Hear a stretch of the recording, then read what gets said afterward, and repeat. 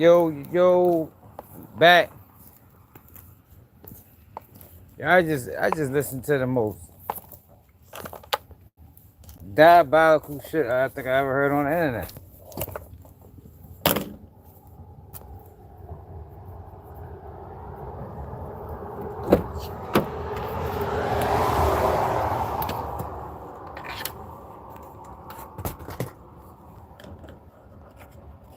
Wait, some people get in here, man. Y'all gotta hear this shit.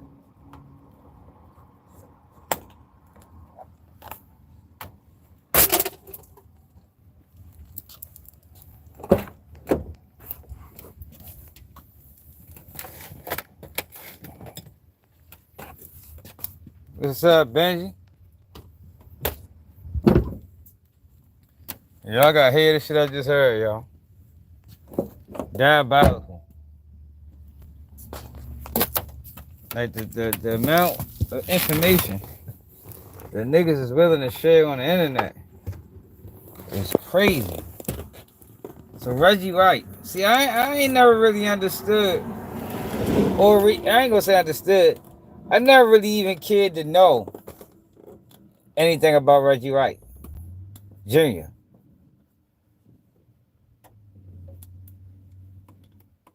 Oh, already. So I never really looked into Shorty. Like, I just thought he was fat and overweight. You know what I mean? And I know he was a dirty cop. But I ain't never know he was a federal informant too. I ain't never know that. I mean, I'm not surprised. If you're a dirty cop, you'll be a federal informant as well. I mean, that's typically how that shit go. If you're a dirty cop, you'll do anything. You know, it don't really get no lower. What's up, G, man? It don't really get no lower than a dirty cop, for real. It don't really get no lower than that. But y'all gotta hear this shit, though, y'all. I ain't even gonna say, just listen to this shit. So, what's the guy's name? I'm gonna put that shit right here. Fuck that boy name is. Scandalous in Los Angeles TV did a video. I ain't even watched the whole video. I couldn't even get through it. This shit was that bad. Where Reggie Wright Jr. sat down with a federal agent. Had an interview with it looked like it was on Clubhouse. Had an interview with a federal agent. And a federal agent exposed the fact that Reggie Wright Jr. is a cooperator. Oh, man. You talking about for that shit that happened in motherfucking Florida? Yeah, I figured if it ain't get charged, it was a play. God damn it. Y'all gotta hear this shit, man.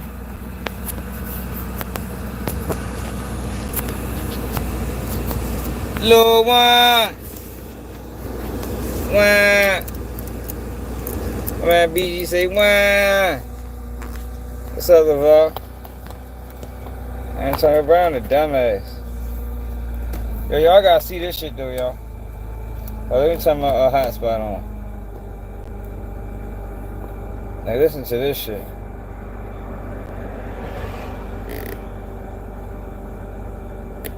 Hey, hit that like button, share the live. I'm gonna turn it around like this. Y'all gotta see this shit. Y'all gotta hear this for yourself. So I know I ain't tripping. You heard me. Joey D, what it is. Look at this shit. Check this shit out. Nigga, this nigga is diabolical, y'all. Like, I ain't know, yo. It's the things that people will do is wild. Like, people is willing to just do anything out this bitch.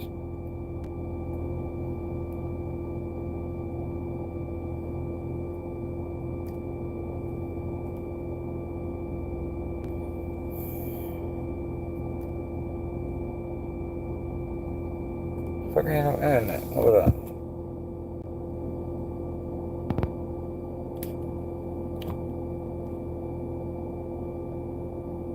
There you go.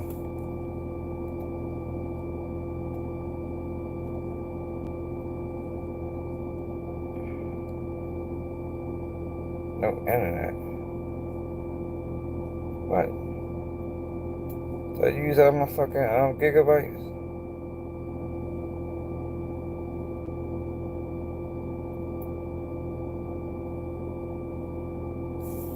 Oh, hold on, y'all. Man, they was tripping. Yo, y'all gotta hear this shit, yo, for yourself. Like, listen to this nigga. I'ma drive. Y'all can listen to it. We can discuss it when I get to the house. This shit is crazy. Listen to this nigga. The FBI agent called him out for working with them people.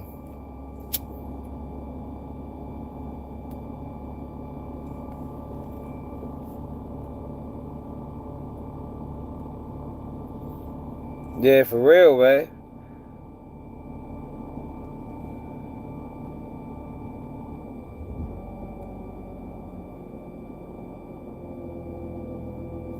$400 times. Yo, Diddy only kept 25 bottles, y'all. That's all he kept. 25 bottles at all times. But look at this shit, though, y'all. Let y'all hear this shit whenever my internet stop acting stupid. That was standard. No more, nothing more, nothing less than 25 bottles. It never was 1,000. The feds lied. And then didn't take accountability for it.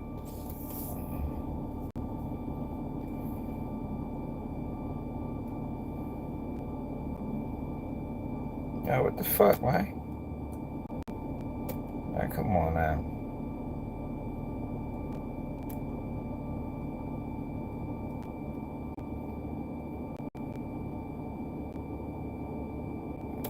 Hold on, yo. For some reason my internet is moving extremely slow.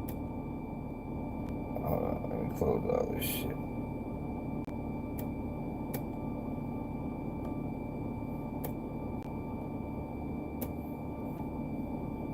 Yeah, but ain't nothing worse than a dirty cop. But this also go into what? You hanging with this nigga? This shit guy? I think Reggie Wright, I think that might be Whack 100 handler. That's Whack 100 handler, man.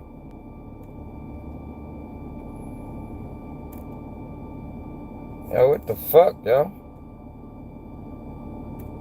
And let them never move this fucking slow.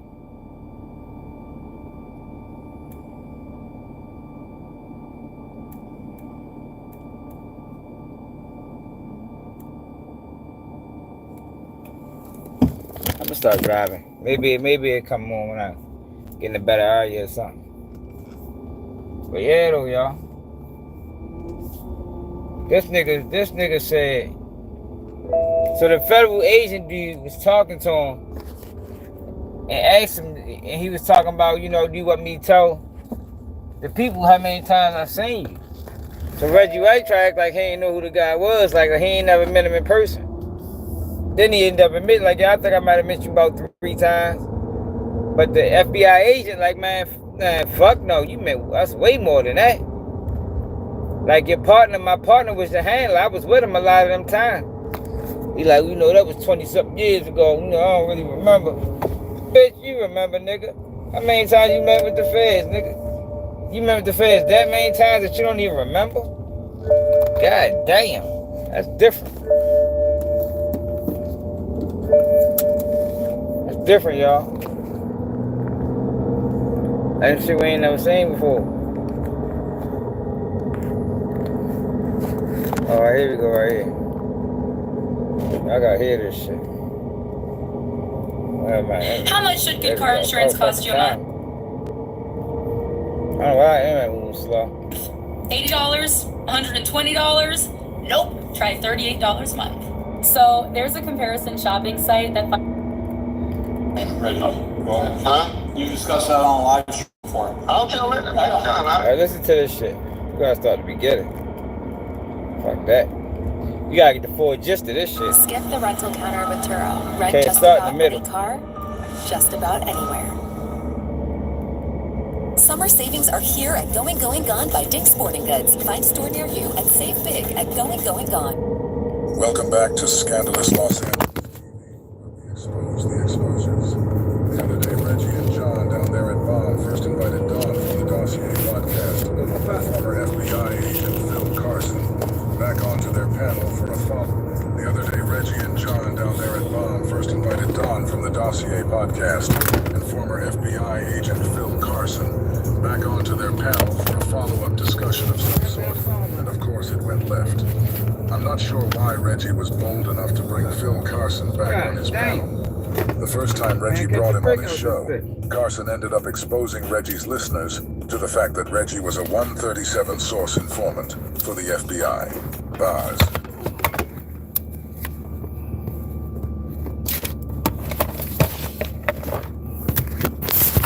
Once again, Reggie reminds all of us just who his loyalty lies with. Listen to this shit. For some reason in today's world, an informant of this magnitude is ignored by a lot of people and welcomed with open arms. People should make no mistake when it comes to Reggie Wright. He is unlike any individual that you ever come across. Marion Knight entrusted him. We see where he is today.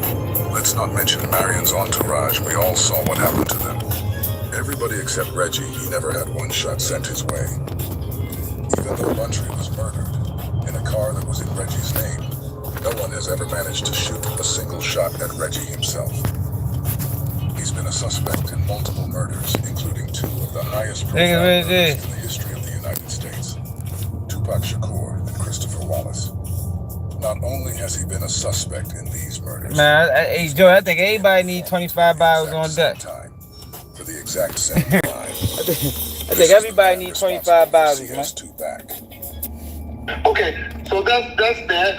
Listen to for this those shit. that y'all that wanted to, we just try to give y'all information on current events that's going on, and I think Phil did a great job. Before we get into the Reggie and the Phil and Reggie being Phil snitch and all of that, and all of this, we'll try to take some more decent and mature questions from Phil while we got somebody that really knows this stuff with Don.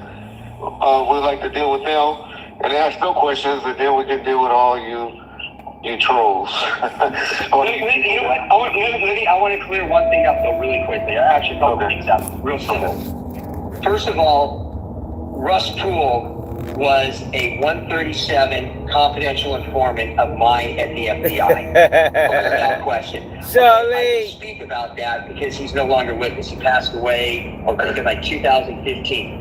It's a standard practice of the FBI, and it's one of the reasons why we oftentimes have very good relationships with informants, and people feel comfortable and safe coming to talk to us and provide information, is because back in the day, there were 2 kinds of sources. One was a 270 source, that was a qualification, and that's somebody that has something that they're trying to work off. Let's say, I arrested a guy on drug trafficking or bank robbery or whatever the case may be, and he now realizes he's up shit creek and he wants to cooperate, and he's willing to testify. That would be a mandatory requirement for him to be a 270 source. He has to be willing to testify. Okay, that's somebody that can get disclosed to the court, and we will put him up on a witness stand if we have to have him testify in a trial. The other kind of source is what they call a 137. That's wet. That is somebody that we will not disclose. We would not disclose that to a judge, and we keep that very private. We don't use their name in reports, but we basically we treat them to kind of hurt a competitor or another company or get back at somebody. But Russ Poole is a 137. Now, I can't say anything about you, Reggie, because I respect you and I respected the relationship that we had. But if you want to explain to the people if you had any type of relationship with the FBI, that's going to be on you. And I can either agree or disagree. Listen to this shit, yo. The only FBI agent that I ever remember meeting with was a gentleman by the name of Dan McMullen. You only remember. And that was in 97, about 96 or 97. How many federales you met with, bro? And they were partners. And that was Who else? Who else did you say? Well, I said John. He was an ATF agent. Okay. What other, have you ever had any other type of relationship with the FBI? With one other gentleman, and I think his name was Shout LJ. what it is, baby. And that's when I met. Tired of Hey, listen to yo, do y'all hear this nigga? breaks up your insurance. Hold up, yo, this bill shit get into small worse. pieces to help you pay for coverage. This means more money in your A lady friend. The government to meet the feds. Why he do that? Why is he taking Suge Knight lady friend to meet the feds, Reggie? Yo, these niggas is, yo, we live this shit. This is crazy. So activities is in Vegas at the nightclub. Okay. Do you mind if I tell your audience my relationship with LJ Conley? Okay, go ahead. Are you cool with that? Yeah, you said y'all were partners. Okay, yeah, we were partners. Okay. Now, are you cool with me talking about any type of what you're just speaking about right now about me with LJ? Okay, I just want to make sure you're cool with that. Yeah. Okay, I have met you several times. I was always with LJ. We were partners. And when you say several times, how many times, and where was that at? At the FBI? And that was... No, it was in different areas of Compton. I met your father. You didn't met my father, but I have never met with you. Go ahead. Oh, okay. You have met with me. It is documented.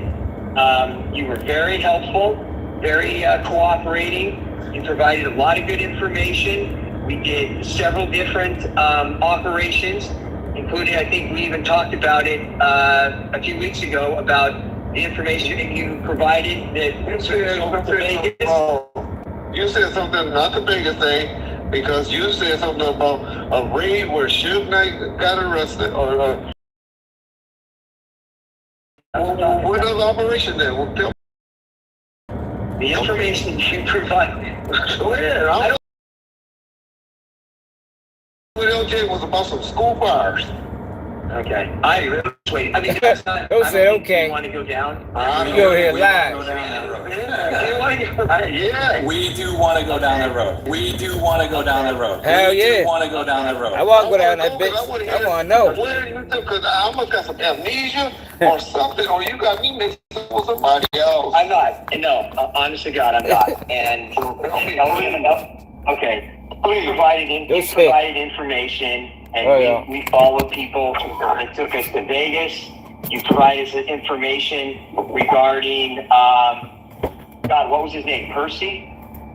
I'm trying to think if that was his first name or last name, about some contracts that were going on in Compton, because you here Omar Belly. That's what was school fires. The school fires. We're getting there. We're getting there. But we got here Omar Bradley. Correct.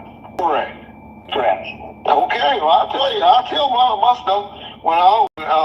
When he tried to hire or get some money for a security contract regarding school fires, and was going to try to set up a guy that had sued me, that I was trying to get, his name was Leo something, and they were trying to get me to bribe or to give them some kickback, Omar Bradley some kickback for a school contract, and that's what I'll talk to LJ about. When he tried to hire or give some money for a security contract regarding school fires, and was going to try to set up a guy that had sued me, that I was trying to get, his name was Leo something, and they were trying to get me to bribe or to give them some kickback, Omar Bradley some kickback. It has been something that people were setting people up in Compton, from what I could see. I was very shocked that the United States government had entered into that community and spent so many years with such intensity trying to corrupt public officials. And I know from their point of view, it was a sting operation. It was designed to see if public officials would accept bribes, and they don't see themselves as corrupting people, but I thought they went really overboard in that case, and I was quite offended by it. They were harassing us. Our phones were being tapped. They were following us.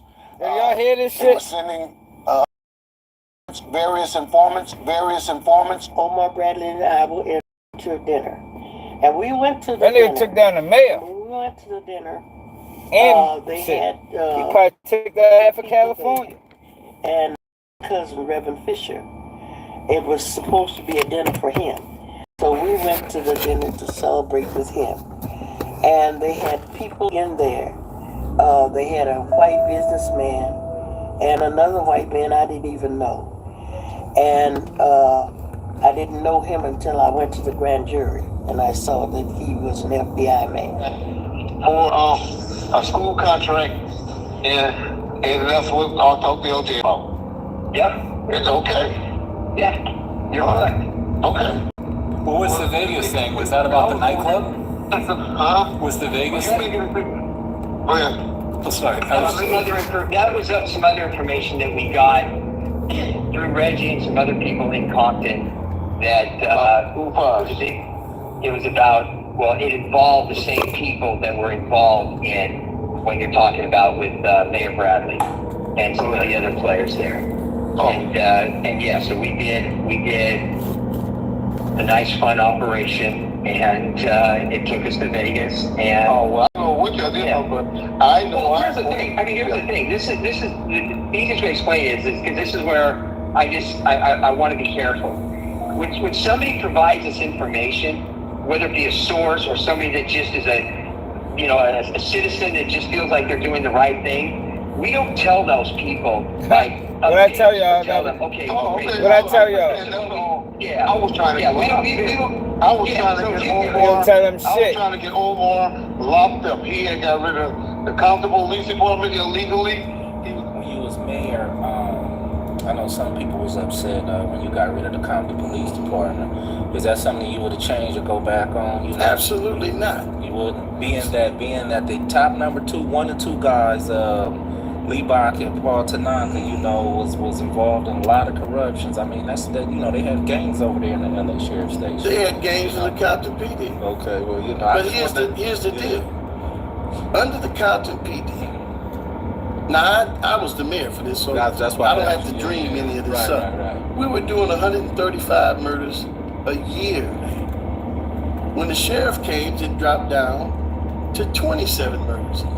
Oh, okay. It went down to 1 year where there was only 13 murders. Now, I, being a mayor and being somebody who understood the hood, I understood at some point we got to make a decision, and the decision was simply this.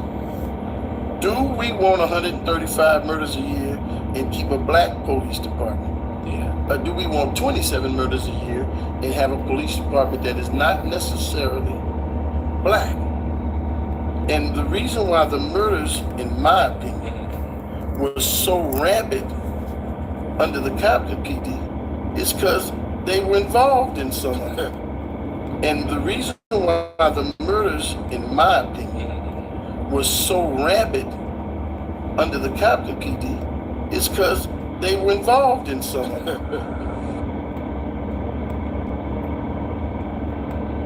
Do not pay your next car insurance bill. Repeat, do not pay your bill yet. So I found this website and look at the difference. 200 dirty bastard. Alright. There was this dude, it's this guy named Little Rod, Roger Reed, and George. They had this boy named Vincent Buchanan, who was V-Dog. He got killed in Compton, tortured, dropped off, handcuffed, dropped off on Central in front of the cemetery. They were real tight with him. He was, a real active, cool Fruitown Piru dude. Vito, Vincent Buchanan.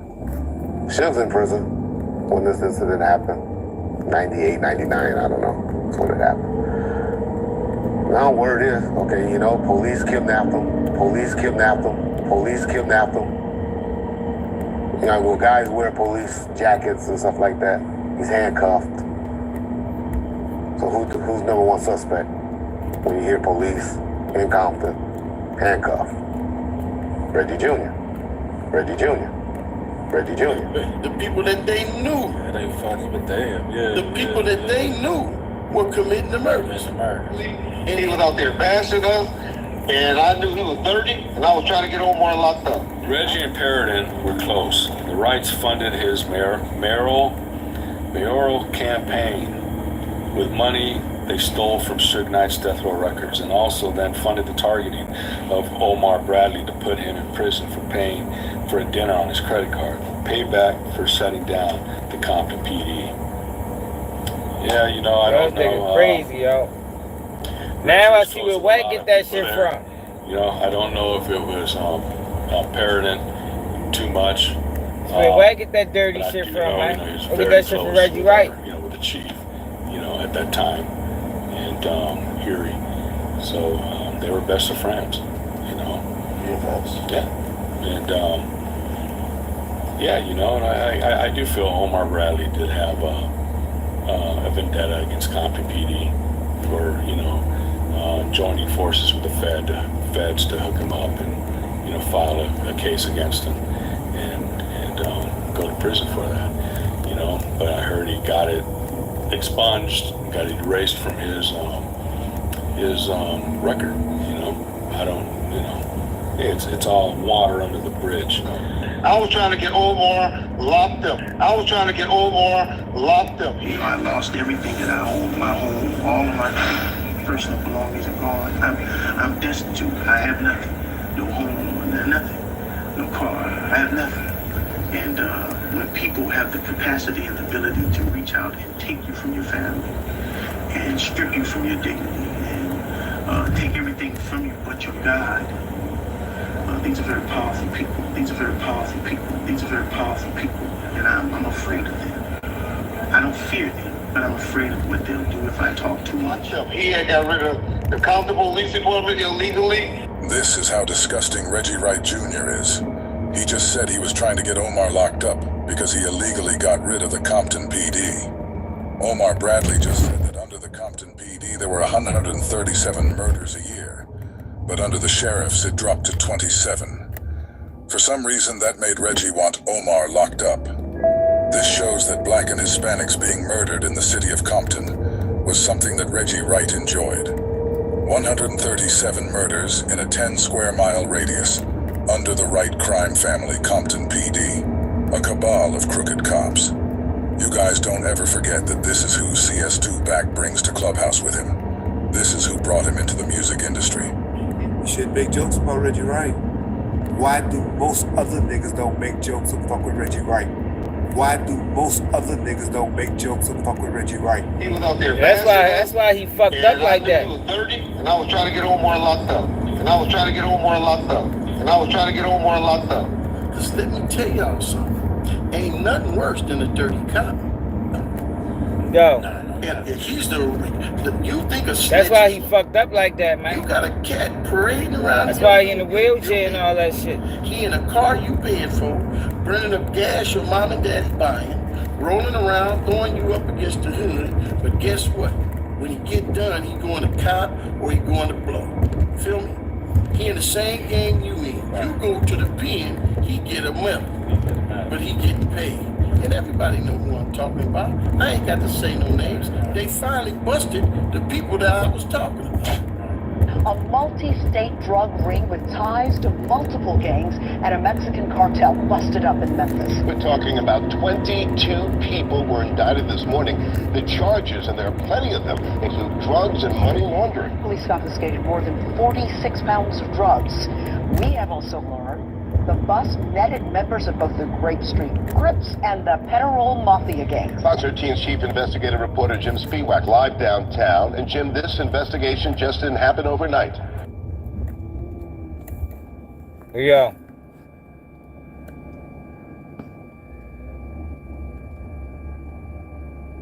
This scandals in Los Angeles TV. That's why Reggie Wright all fucked up in a wheelchair like he is, man. That man foul. Karma came back to bite his ass. If you want to drop your auto insurance rate, then don't skip That this boy video. foul, man. Take a look. I've removed my personal info, guys. From one... It certainly did not. This has been going on since at least 2014. We learned here in the federal building behind me a little earlier today. Fast forward to today, we now know 22 people have been indicted. 16 of those people we know live right here in the Mid-South. Federal prosecutors are accusing 22 gang members of shipping money through the mail from Memphis, 1,800 miles away to Los Angeles, California. Prosecutors go on to allege meth, heroin, cocaine, pills, and pot were all sent back to be sold. How much time did you get for this? The case acting U.S. Attorney Larry Lorenzi calls unusual. The drugs that were sent to Memphis was a smorgasbord of drugs. Investigators say 17 of the people are members of the Memphis Peter Roll Mafia, a local street gang that sells several kinds of drugs. The investigation started years ago when police found out gangs were selling drugs around the Bella Vista apartments. The investigation picked off at least one top-level OG. It has stopped the pipeline where drugs freely flowed between California and Memphis. Also indicted was Eric Avendado, who investigators say is connected to a Mexican cartel, but would not say which one. They are using a variety of ways to move the drugs into Memphis. I asked Lorenzi if an informant was used to help crack the years-long case. We can't speak to the actual facts of the case or the actual techniques that were used to investigate. Good question, though. What Lorenzi did say is that an alleged dangerous drug pipeline here in Memphis is now busted up. And 5 of those people named in the indictment we found out live in California. And an interesting takeaway, on Monday of this week, I reported on an indictment, a federal indictment, where drugs were allegedly sent between Memphis and California. I asked investigators if these two cases are related. They told me they are not. I'm reporting live downtown tonight, Jim Spiewak, Fox 13 News. You're correct. That's correct. Okay. And now the interesting thing is once somebody like you provides information like that, then we're good. We go, and we'll still have contact with you. We'll still meet with you just to see if you have any updated information. Just to kind of, when we do file reviews, they don't like to see like huge gaps, months and months we just need information when from we your talk bitch with the source, because a lot of things can change. We ain't gonna call you on your birthday. Information. Hold up. But that doesn't mean when we meet with that source, we're telling them, we're giving them updates on, okay, yeah, this is what we did with your information. This is what we found out. This is what we're now doing investigative-wise. Look, we ain't gonna call you on your birthday. You know, we ain't gonna holler at you on Christmas. We just gonna hit your bitch ass. We need some more information. Yeah, that's basically what he, you know, if your mother died, we ain't gonna call and check up on you. No, we ain't doing that. If you get in a bad car accident, we ain't coming up there either. We only tapping in if you got some more information. Cause you bitch. And that's all the fuck we need you for. Yo, this shit crazy. What's up, Dave? Y'all had no clue this nigga was moving like this. I'd have been on his ass. I had no clue that yo was this diabolical. But now it makes perfect sense as to why Wack hangs around him, why Wack vouches for him. Cause it looked like to me, this is where Wack got his style from. Reggie fucking Wright, the puppet master. That nigga sitting in his wheelchair, motherfucker, pulling Wack strings. That's why I wonder how he got fucked up, because he was normal for a while. He just was overweight. The next thing you know, he get all skinny, now he in a wheelchair and he can't move. And because, boy, you lived a foul life, my nigga.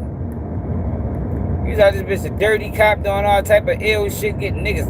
You a dirty cop, selling drugs, and a federal informant. God damn. You can't put nothing past yo, man. I wouldn't even talk to yo. On no level. We can't even be family members. You heard me? If that nigga's my brother, I'd have cut his ass off. He's a bitch. He better not ever say nothing to me, nigga. But Wack hangs with him, though. That's his man. I just show you who the fuck Wack is.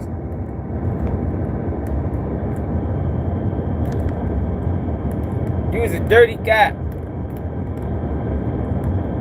Turned federal informant / drug dealer.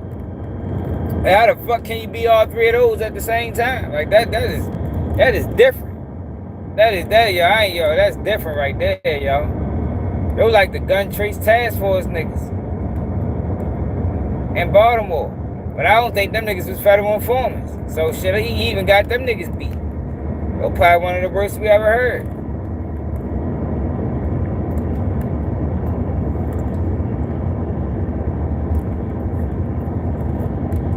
Yo, he might be the worst. He might be the worst we ever heard of, y'all. Hold on, wait till I stop at this light where you play it again. We'll finish playing it. I think this is why I stopped that early. I was listening to this shit in awe, like wow. I knew niggas was bad. This different. I ain't know it was this bad.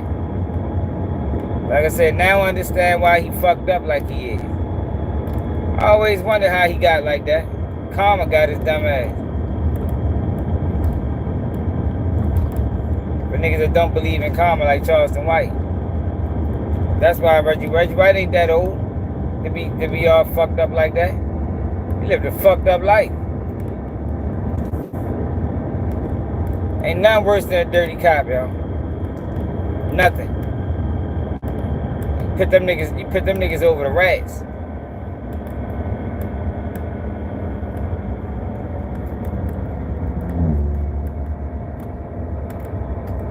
You put them niggas over the rats.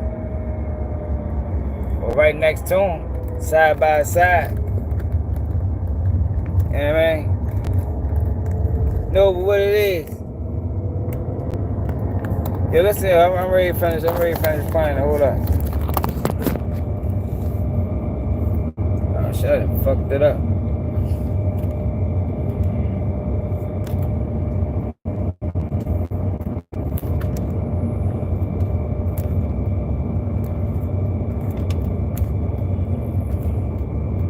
I did.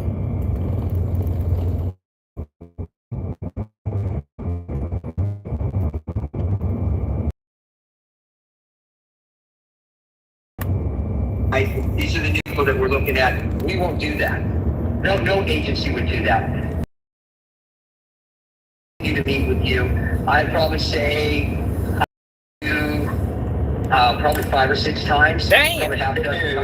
Just about Omar Bradley or those school fires. I only remember 2 or 3 times. Nigga, you mad about everything, nigga. You bitch ass nigga. Well, I mean, this is like a potato situation. Yeah, it was 20 years ago, right? Yeah. 2 and then the one time I brought down regarding the baby that's doing my job. That's the only time I remember. Hey, Reggie, I'm not fighting you over this stuff. We appreciated you. Hey, Reggie, I'm not fighting you over this stuff. We appreciated you. And like I said, one of the reasons that I think FBI is very successful in a lot of it. First of all, the FBI or any law enforcement department that does investigations, we do not exist if we cannot make people feel comfortable about talking to us. And the way that you make people feel comfortable about talking to you is that you don't divulge who they are and you don't talk behind their back. I don't have a problem about that.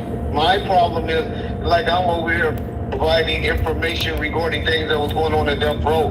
That's what I was arguing about. And was saying I was not an informant of LJ's or yours regarding anything regarding where you live stream, Reggie. Huh? You've discussed that on live stream before. Hold up, yo. I'm not trying to cover up shit. Well, I'm telling the audience that, aren't new questions. So go ahead. I brought them down because. So now he's trying to convince the world he's a snitch with integrity. Look, I know I read it. I know I work with the federal government. getting the mayor locked up. But you know, you ain't gonna say I played the role in taking down Suge. Hell no. Who the fuck believes that? Hey, these niggas think we stupid. So you was a federal informant with pics. Oh yeah? Man, fuck out of here, dumbass nigga. Nobody believe that shit, nigga. You was full-fledged working, nigga. You had full-fledged agent, nigga. Any information they asked me to give it to him. Now, I know I worked with y'all about 5-6 times, but you ain't gonna say I took down Suge Knight. Bitch, you did, nigga. Fuck is you talking about? Lying ass nigga. Yo, yeah, this nigga's a federal rat with integrity. Yeah, we learn something new every day, y'all. I never knew snitches had integrity. I never knew that Fed informants had pics. Like, that shit is news to me. We learned something yesterday. Learned something new today. You know, that's what KBG News is about, yo. It's about learning, man. Now we know that Fed informants have pics. You know, he'd tell on his brother, but he wouldn't dare tell on his mother. Fuck no. Not Mom Dukes. You feel me? I put my brother in the trick bag, though, but I ain't telling on my cousin. Get the fuck out of here, nigga. You tell them any information they need, nigga. And this whack man. They need to make whack explain this. I bet he can. Bet whack can't explain it. This your man, right? You vouching for y'all?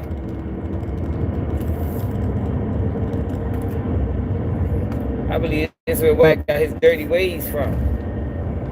This is where he got the plan from to take down Big U. Reggie Wright gave it to him. Reggie Wright calling the plays from the comfort of his wheelchair. Meanwhile, Wack 100 running the field.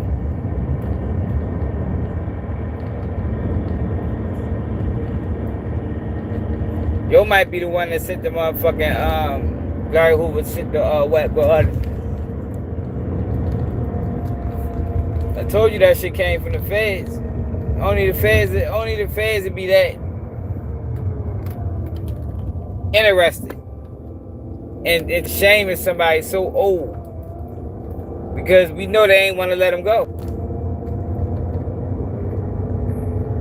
How can we get back? How can we, you know, keep the play running?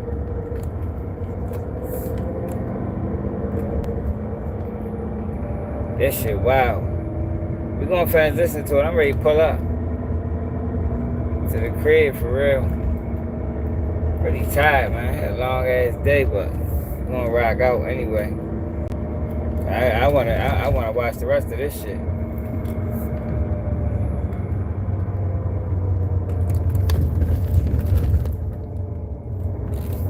Niggas said, yeah, you know, I took down the mayor, but I ain't take down Suge.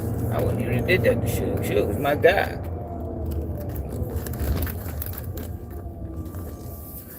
Who took down a black mayor that was trying to make a difference in the community?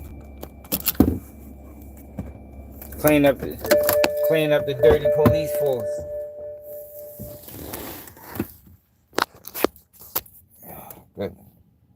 Clean up the dirty police force. Oh, God.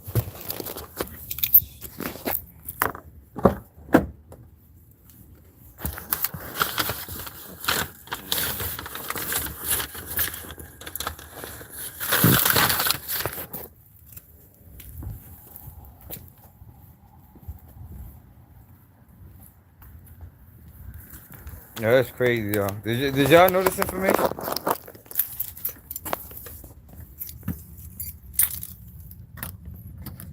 I did. Like I said, I just thought Reggie Wright was just fat and sick. You know what I mean? I ain't know he was working with the federal government too. I knew he was a slime ball. God, I heard he was a dirty cop. But shit, I should have known. If a nigga dirty cop, nigga do anything. So it shouldn't really be no surprise.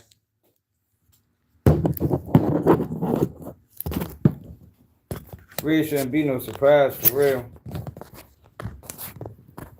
Hold up, y'all. Fucking cold down this bitch.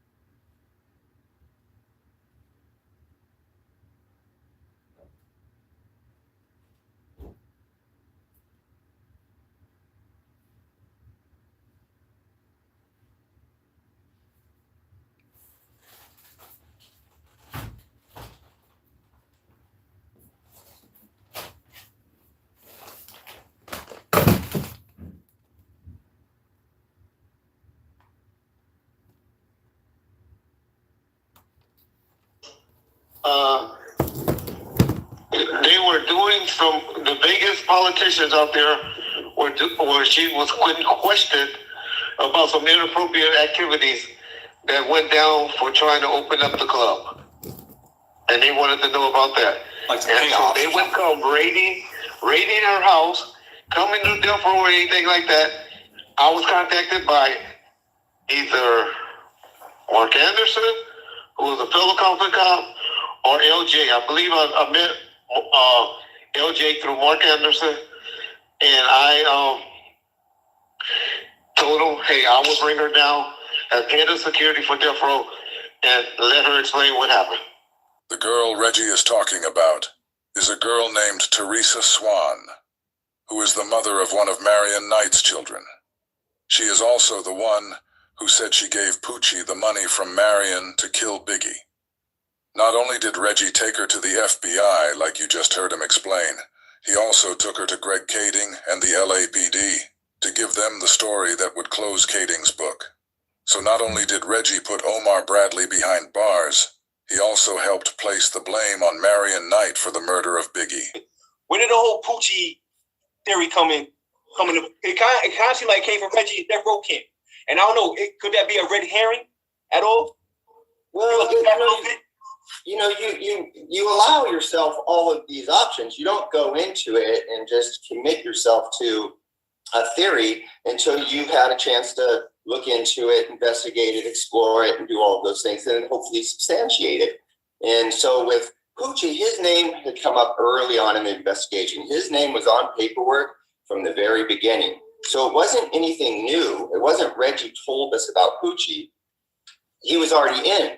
We knew that Poochie had been involved in other murders. He was wanted at another time for another murder. So he was always a person that we were aware of.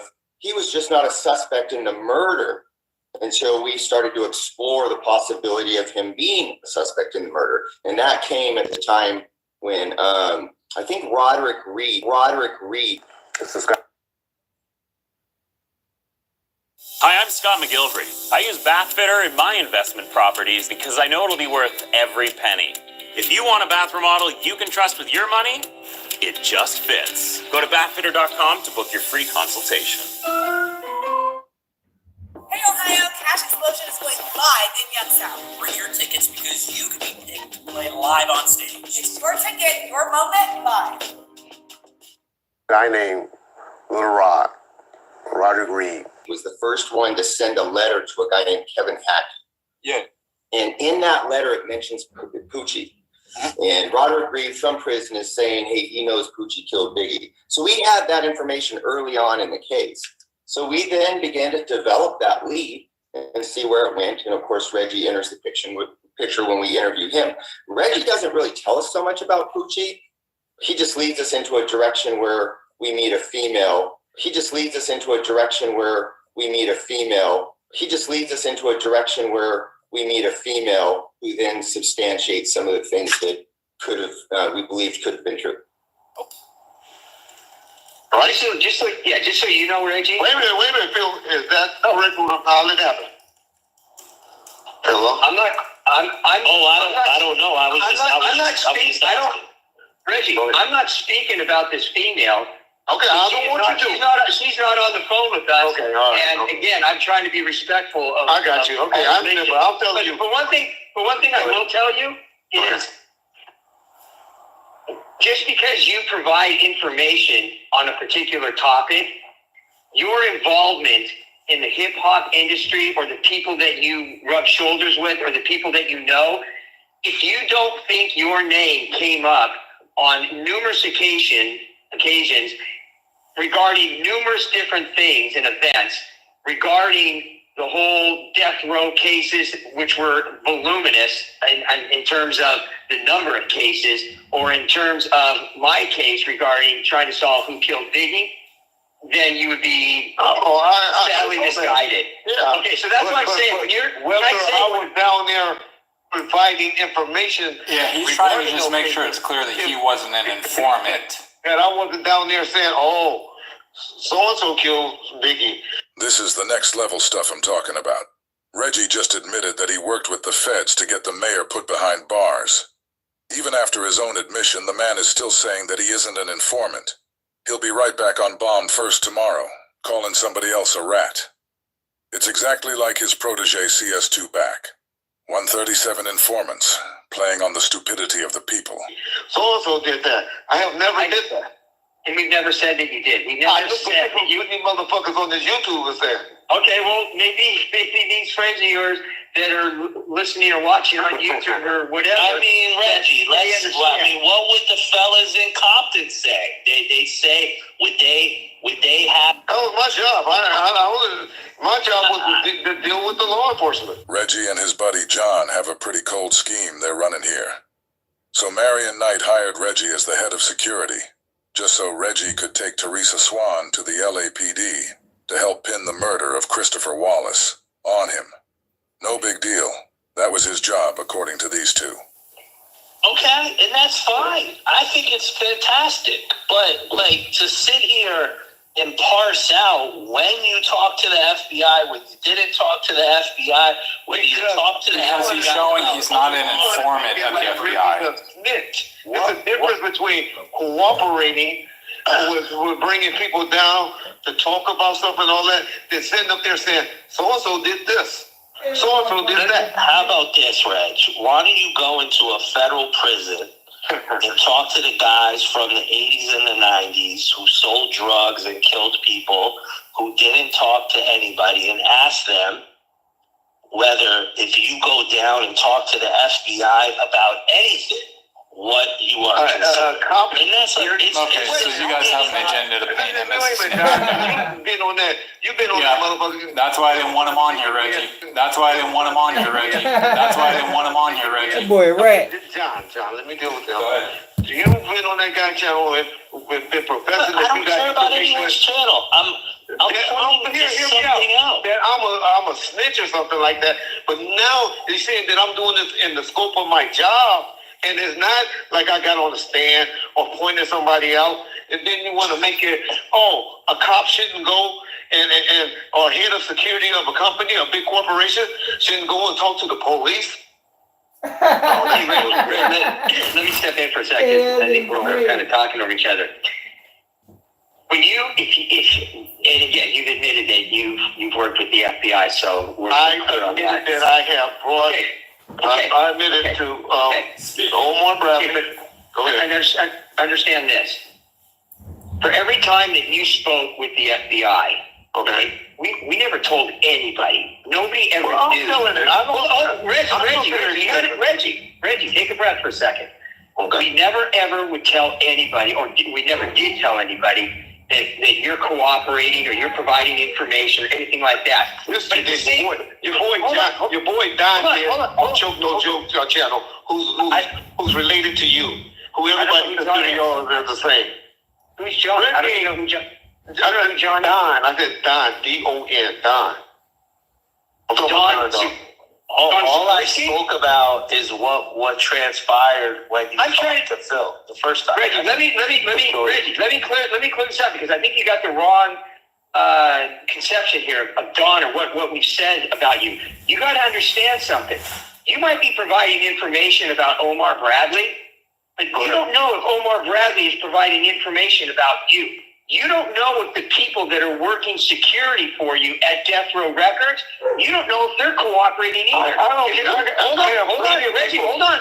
Reggie, hold on. They have talked against me and talk and try to say stuff about me. That don't mean it's true.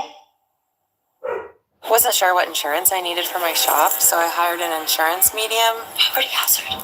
Try simplybusiness.com. You can search, compare, and save on coverage in under 10 minutes. Wow. When it's time to insure, be sure. Simplybusiness.com.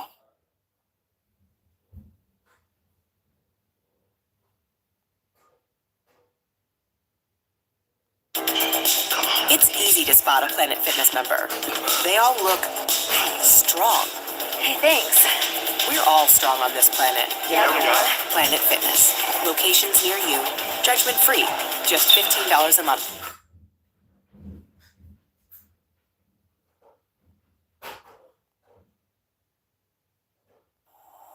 Can I finish? Go ahead. Okay. Reggie's not sick right now, full of COVID right now. So I know I like it when you're fired up like that. But no, here. We don't tell people who's cooperating with us, which means if you provide us information, we don't tell people. Just like if other people provide information to us about you, we don't tell you. Doesn't mean that we believe everything. We would never ever run. We would always corroborate things, or we get other independent sources to corroborate things. That's like one of the big things. Not to divert over to the biggie thing, but that's one of the big things. Is it's not like you have one person or two people providing information on who was involved or who covered up or who did this or who did that. But when you have multiple people, and in this case, forget about talking about the biggie. Let's just talk about your situation at Death Row Records.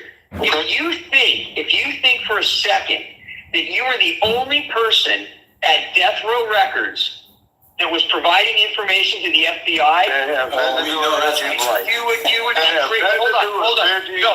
No, it does. It does because the information that people provide, we go out and we independently corroborate it, and we do operations, we do undercovers meets and things like that. We wire people up. So I don't want you to think for a second that somebody tells us one thing and then we just run with it, and they tell us like, yeah, you know what, Reggie's involved in this, that, and the other. We don't just run with that, but we'll corroborate it. I'm not talking about what the FBI did. I'm not talking about what the FBI did or what Reggie did in 1997, 1998, 1999. I'm talking about what Don is going over there in 2024. Well, how about this, Reggie? I'm sorry, whatever I said on Choke No. I'm just trying to prove that this is not factual. A snitch is somebody that's working within an organization and going back to providing information, not telling Suge Knight, hey man, I'm taking your girl down there. We're going to talk because these motherfuckers want to talk to us about X, Y, or Z. That's not a snitch. This to me is boring. I think you can ask any gangster. You guys because we're killing our narrative. Oh no! I mean, listen, no. Why did Biggie's mom drop the case? I'm curious what you guys' perspective on why Biggie's mom dropped the lawsuit. Biggie's mom never dropped the lawsuit. Yeah, it was. But she didn't drop the lawsuit. The mom didn't drop the lawsuit. Why she did not pursue it a second time? Why didn't she pursue it a second time? Correct. That's a question for Perry Sanders. Correct. But that's what he meant. That's what he meant. Why didn't she not? That's all he did. And then one more question real quick. A user asked, it's Alex Alonso from Street TV. He asked, ask Phil Carson about his relationship with Black Special Agent Wade Lee and his undercover work in Compton. Who asked that question? Street YouTuber. Yeah, Street TV. It's YouTube. He has a big YouTube channel. I'll answer it this way because I don't want to speak on behalf of Wade because yes, I know Wade. Reggie, remember when when I ran into you and Mob James about 3-4 weeks ago? Correct. Hold on. Let me tell where, because y'all people like to.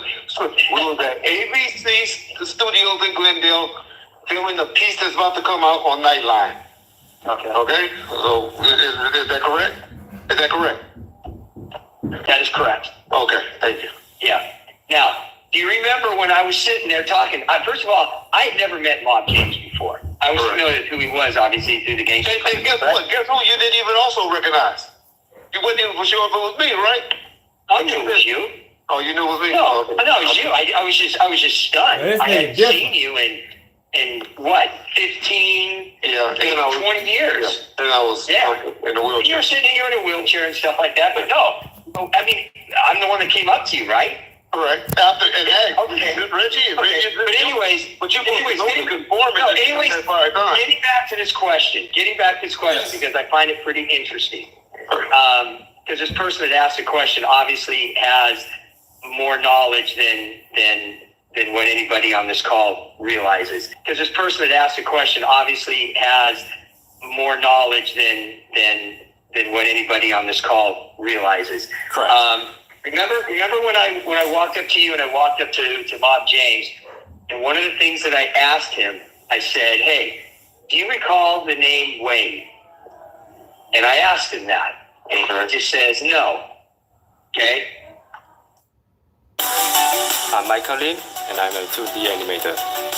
My process is pretty straightforward. I animate frame by frame in Photoshop. Then I use Premiere Pro for color grading and adding effects to level up my animation.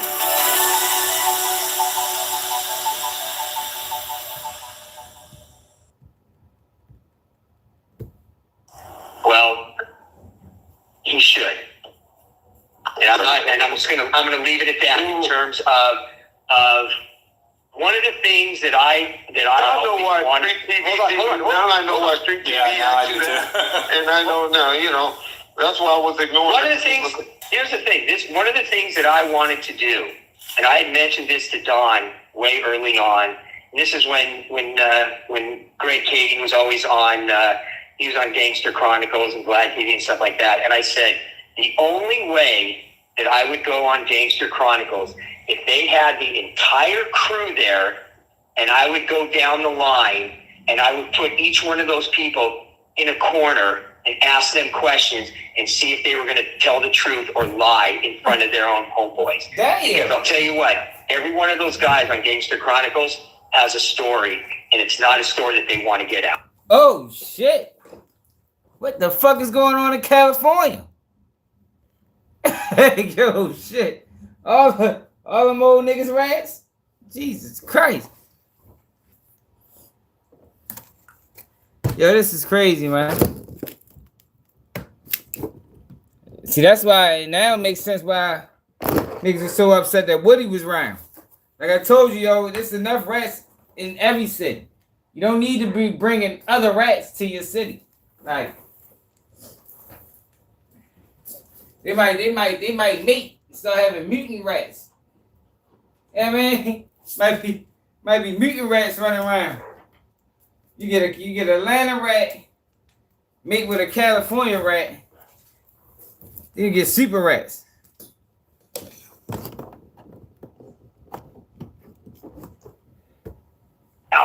I'll leave it at that. No, that's not great. Hold on. Hold on. You talking about Reggie Wright in Gangster Chronicles, or you talking about Greg wouldn't do this to Reggie. This is somebody else. Yeah, this ain't Greg Kate. Gangster Chronicles now? Or you just talking about Reggie? Back then. No, I'm talking about back then. So you talking about Alex? So you talking about Alex? I'm talking about all those guys. Hey, trust me. Reggie story, we done told. Is there any more to this Reggie story? That situations, I don't know what happened, like I said, from the time we met, but the only times I ever talked about anything to Phil or LJ was regarding, we cleared I know that, but you got to go back and fix shit like that. Reggie, get off this thing about using this just to try to to clear your name or promote whatever. I'm letting you know. I'm trying to promote. I don't need 573 people in a chat cell for that. I get. First of all, Reggie, I get this in a half hour. So I don't need this. Okay, first of all, since you brought it up a couple times, let's just speak the truth here, okay? Over 500,000, and I've seen the analytics. I have the data. Over 500,000 subscribers to the dossier. So every time you try to crack a joke about saying we only had 1,000 or there are only 1,500 people, you know what? That's a lie, and you don't survive. Just leave it. Just let that go. I was talking about your choke no joke friend. I don't know what you get on podcasts, because I don't know how to read motherfucking podcasts. So just let that go. Why do you care about him so much? That's so weird. Like, because I hate people that trolls Reggie Wright. And then people that go over there and support now, talking about Reggie's an informant because Reggie doing that for a motherfucker that don't even know what he's talking about. Bitch, he is an informant. He too old not to realize he's an informant. Yo, you work with the federal government to take down the mayor. You took Suge Knight baby mother to the feds to divulge information on death row. Bitch, you's a fed informant, my nigga. Like, if a nigga need to spell it out for him, like, I don't understand how he don't get it. We moved on. I got to take more questions. Okay. All right. Take more. Come on. Listen, hey, Reggie, I'm apologizing to you. I'm sorry. Let's move on and take more questions. I think this is interesting. We already had one interesting question about... That was a hell of a question, by the way. Kudos to that person, because they obviously know more... Tired of big monthly payments? That's crazy, Hugo breaks up your insurance. I watched this shit when I was on the way going back to the shop. I said, "Oh shit, I ain't watch all. I only watched like 20 minutes." I'm like, "Oh, this shit is crazy." James, so that's probably why they asked that. Okay, there you go. All right, next question. All right. You got one. How many times, when I say trolls, I'm talking about the ones with negative stuff. I don't even have a problem with people that ask decent questions. Just to say, the bullcrap is what I call trolls. Reggie, let me. I'm not talking to you two brothers. I'm not talking to you two. I'm talking. Yeah, let me throw this one thing out there, and then we can move on. Okay. Okay. If there is ever an opportunity where you can get all of the people from the Gangster Chronicles, from the original cast, and you brought them all together, and you brought me and Don in there, you will be guaranteed to see fireworks. I promise you, and it will make people uncomfortable. Well, I'm not trying to shit on Alex Alonso. I'm not trying to shit on anybody either. I'm not trying to shit on Dave McDonald. And Reggie is here, so whatever you got to say, and I thought we done address it, we can do it. Yeah. I'm not gonna. I'll just leave it at that. And people can read into whatever they want from that. So Reggie only worried about Reggie right now. Okay, well, that's anybody else want to deal with it? Yeah. That's it. I mean, by the way, I like Bob to bring up. Like you told me not to bring up other people into it. They're not here to defend themselves. That's why I'm not talking about them. You know that's why I'm not talking. Hey yo, that's where Wack 100. Wack 100 models his image for Reggie Wright, man. That's where he got the plan to take down Big U, man. Them boys still working. How you gonna be this close to a person that admittedly work with the federal government, but be screaming on Pyru every 20 seconds? That man an Asian. Both these niggas Asian. I told y'all, yo, YouTube is flooded with Asians. Y'all be thinking I just be talking. Like, yo, this shit real. These niggas is working with the police, man. Back in the day and present day. You heard me? They still working. That shit don't change. You'll try to convince people that, I told on the mayor, but I ain't take down Suge. I would never take down Suge. Suge, my brother. Bitch, you'd have told on your real brother. You know what I mean? You'd have told on your real brother, man. What you believe it has no burns in reality, my nigga.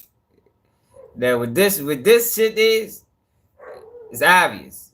These niggas working. Maybe you working too. Maybe that's why Maybe that's why you responded that way. He getting it from Reggie Wright. I mean, you ain't had to erase him. Let him troll him.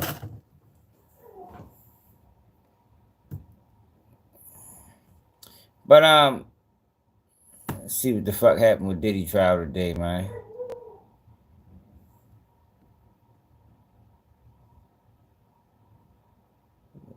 Let's see what the fuck going with Diddy trial. You know, sometimes the trolls make for good conversation. It's just when they get excessive with it. That's when it's alright. You know, we can trip out the troll. Look, she lying, talking about it's a turning point. Ain't goddamn turning point. Fuck Sean G talking about today.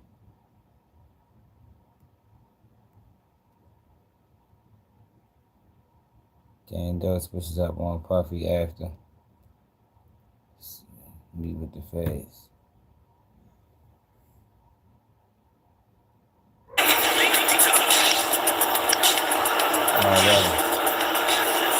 Share this video and give it a thumbs up.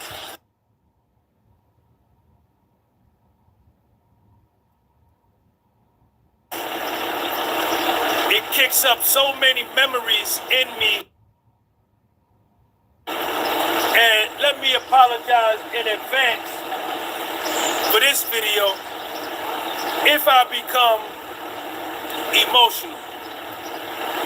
Because this case, it kicks up so many memories in me of my own federal case. And it takes me back to when I was going through a similar situation. I didn't take my case to trial.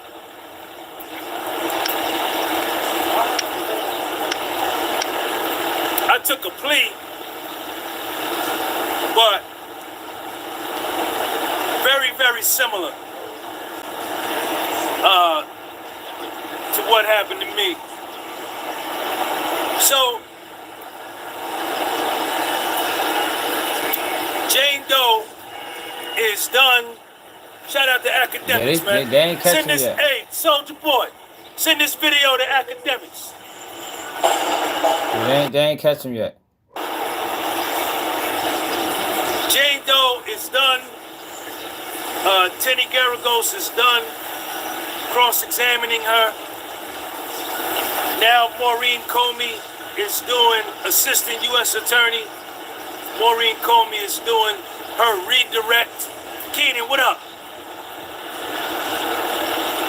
I need 100 thumbs up. Double tap that screen.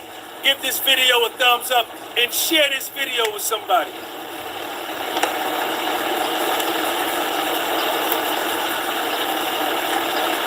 Maureen Comey, she's doing her redirect, and all she's gonna do is pull up the same text messages that she pulled up on her direct examination and that Tenny Garagos pulled up on her cross-examination, and she's just gonna rehash what's already been.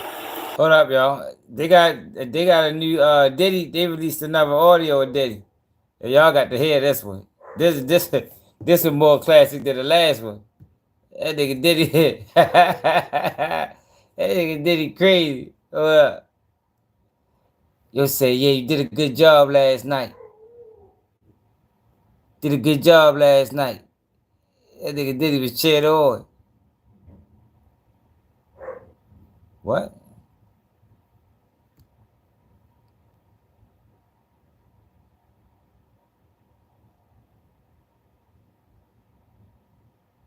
Y'all didn't see the YSL trial. That's the judge that they appeared before who told them she sees too many young people with guns running and ruining their lives. John 2's Tom Jones is live in Clayton County. Tom, that judge seemed disturbed, to say the least, over how the young defendants, how young they are. Yeah, you missed that part, bro. Yeah, that's true, Karen. Judge Latrivia Case Johnson said the brothers look like babies. She told them that she has children their age. She wanted to know, why is it that so many young men are so willing to pick up a gun and shoot someone? How old are you, Dwayne? Drill music. 14. Easy. How old are you, Major? 13. Drill music. Clayton County Magistrate Court Judge Latrivia Case Johnson was blown away that 13 and 14-year-old brothers are accused of shooting up a birthday party, wounding them. Some brothers are in custody after police say they shot up. Are accused of shooting up a birthday party, wounding a minor. This is video from that night. I just don't know what to say. I don't know what to say. We are showing the teens because they are being tried as adults. Police say 13-year-old Major Tolbert and 14-year-old Dwayne Tolbert. What I tell y'all the game plan was. 13 and 14, charged as adults. What I tell y'all the game plan was, man.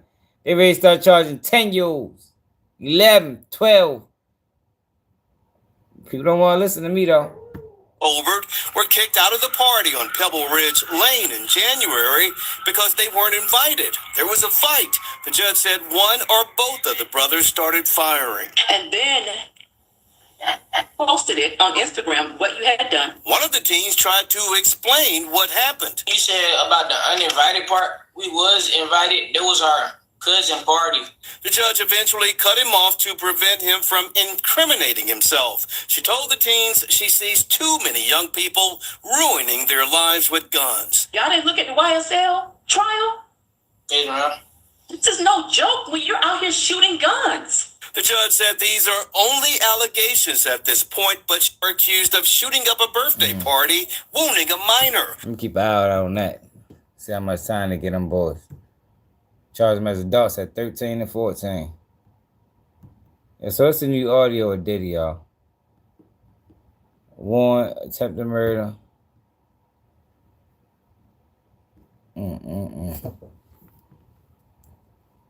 Attempted murder. Somebody get shot? This shit gonna drop down to first grade assault.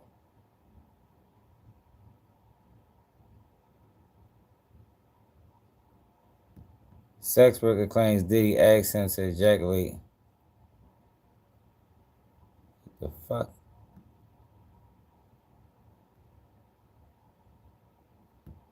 What the fuck Meek Mill said about R. Kelly?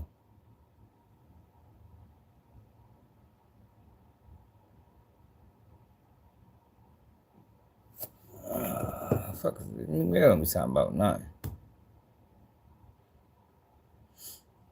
Yeah, I remember Fells Point used to be the used to be the spot where you got away from Hammer Jacks and Paradox and Choices. I mean, you moved away from that crowd, and Fells Point was the uppity crowd. Niggas done turned that shit upside down now. Yo, but look at Diddy though, y'all. Diddy say Jane Doe is like a crack pipe. Yo, was addicted to her. Hey, yo. Diddy was on a vacation with Young Miami. Jane Doe called that nigga. 50 baby mother called that nigga and say, look, if you don't leave that girl right now, I ain't doing no more freak offs. Yo, what you think Diddy did? Diddy was adios. You heard me? Like, yo, you do not threaten the stoppage of freak offs with Diddy. Everything stops. When freak off time come around, everything stops. Listen to what he said about this is his shit though, y'all. Stay in the light. It's all good. Get your rest. You are pipe. That's my new name for you, pipe. Or should I call you CP? But crazy. I want you to stay in the light. You know what I'm saying? We had a very good time together. You'll give it a pep talk. You'll give it no, that's Diddy's voice, bro. That's his voice. This came out in court. You'll give it a pep talk. Go told her to stay in the light. I mean, stay motivated. We almost there to the finish line. What he tell her? What he tell her the other day? Yo, Diddy wild as shit. Like so much fun. So much fun. Now go rest up. Get in your bag. You know what I'm saying? Got your contract. Find a nice little spot. Put your mind at ease. And yeah, I had a great time. And I really want you to get some rest. I didn't know about you throwing up and all that. That's when I was like, hold up a second. All right, get some rest, baby. Love. So if you come in for 24 hours, yeah, you always wanted to set some up. So now you got the opportunity. So set some up for tomorrow night. That last vision we had was Dawn and ATL. See you put it together, baby. Time, stand the light. This nigga did great. Yo gave her a pep talk. Stay in the light, baby. You know, we can be together tomorrow. Same time, same place. You know what I mean? Got your contract. You well taken care of. Stay in the light. Diddy wild this shit, man. Shit. So I left. Now, there was a big argument. There was a big argument between Assistant U.S. Attorney Maureen Comey and Donaldson, who is one of the attorneys for Puffy, because the prosecution wants to enter in Kanye got kicked out of court. evidence some statements that I ain't seen it. I ain't even been on that. Jane Doe made after Cassie filed a lawsuit. Let me tell y'all too. Matter of fact, we're gonna watch Sister Tales today. We watched them yesterday. Listen to how Shorty glosses over the text messages, the voice notes that shouldn't have never been allowed in court. I think them voice notes gonna get taken out of evidence. The jury already heard them, I guess. But them voice notes, them text messages that she wrote to herself, yo, that shit should not be admissible in court. But listen to how she just gloss over that shit.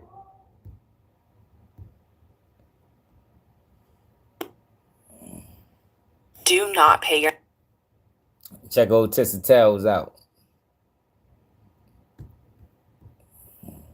To National Diddy, you going to jail day.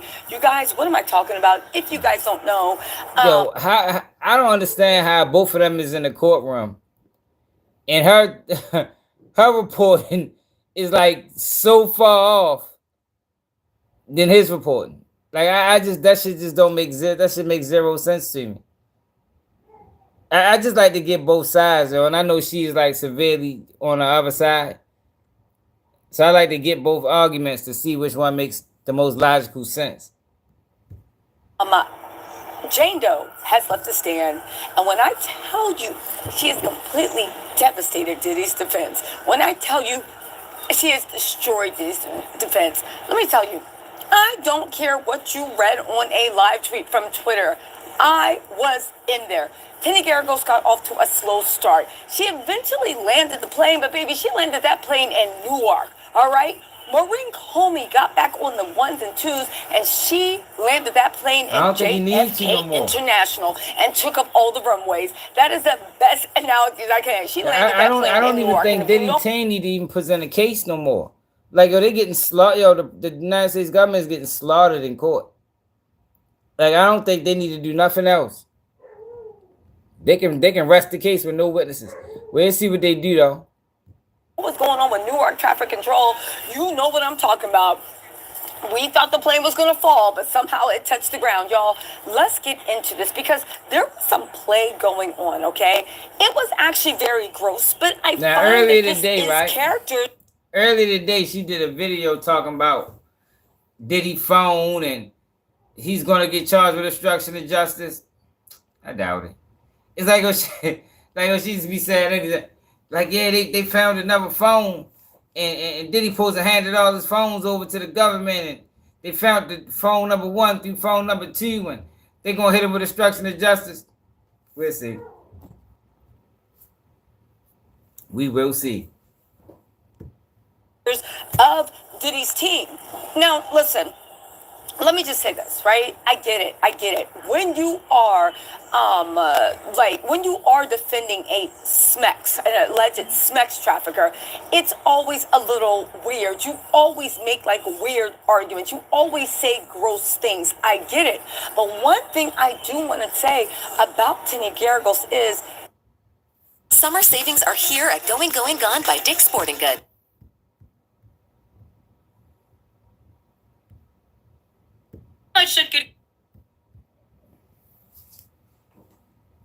Yeah, she do be adding in a whole lot of shit. And then once it be proven false, she never apologizes. She just keep it going. You know, she good at what she do, yo. When it comes to creating narratives, if you believe that shit she say, she great at what she do. I can't take that from her. I just disagree with 99% of the things she say. They were literally asking this woman why she didn't leave her house where her child lived, where all her stuff was, and everything, because Diddy was roaming around that She plays into the emotional side of women. You know what I mean? Especially women that been abused or just had bad experiences with men. She does that well. That's what she does. She's playing to that emotional aspect. That's why I said most people can't separate what they see and hear from their own life and their own reality. You know, and that's what she does. You know, she tends to the emotional side, the side where women been through traumas and had bad experiences with men. Listen to what she did. Check out. Like King Kong. It's almost like, and this is the argument they seem to make, you know, remember when y'all was little and your parents would be like, y'all better not fight, and you'd be like, I'm not punching you in the face, I'm just walking like this, and if my fist connects, and then when they're just like, why you punch him in the face, you're like, I didn't punch him, I was just walking like this. It gave me why did you stand in front of my, like, why did you stand in front of my knife? Are you serious? Is this the best thing you can do? That Diddy basically is King Kong and we all have to live in fear of him? Y'all, let's get into this because some of the arguments that I'm still looking for my notebook. Some of the arguments that Tini Gargos was making was nonsensical. And I gotta tell you, for them to be making those arguments, it really makes you think, is this the best you got? Because I'll say it once and I'll say it again. If you don't see Rico, you need to open your eyes. If you don't see the SMEX trafficking by fraud, that is how she covers up her agenda. Like, if she's mainstream media, y'all. She'd have been on MSNBC, Nancy Gray, the only one. It's 1 million YouTubers up there. They picks her. What a surprise, man. They picks her and put her on every platform. She mainstream media, yo. She's one of the controlled oppositions. She one of the media on YouTube that leads you to believe that she's independent, but she's really working with the system. She's working with the system since she came out. It's obvious if you know what's really going on YouTube. See, most people don't really know what's really going on. They just watch. They don't really know the intricate details. You understand? They don't really know, like, yo, this shit ain't what you think it is. Like, a lot of these people you watch ain't who they think they is. You know, these motherfuckers signing contracts. You know what I mean? They're not even getting paid from their YouTube. That YouTube money, them super chats, that shit ain't going to them. They get a percentage. They ain't getting all them super chats. That shit going right back into the pockets of the people that's paying them. But people don't know that, though. Yeah, she is mad. She want to go to one. If Diddy come home, I want Diddy to invite her and Remy Ma. You know what I mean? 5 sex workers. What's up, Jay? And coercion, you need to open your eyes. One thing I will actually say is, okay, Maureen Comey bought that mess home. Maureen Comey bought that mess home. Now, when it comes to juror number 6, I know you guys are all asking. We are still trying to see what is going on with juror number 6. Just to let you know, I found out a few days ago that the person I thought was juror number 6 might not be juror number 6. They said all the jurors have a number, and they have them, like, they mix them up in rows. Hey, man, what you made everything a joke, yo? What you talking about? This shit not funny to you? No, this shit is hilarious to me. Like, yo, what you made? You don't think this is funny?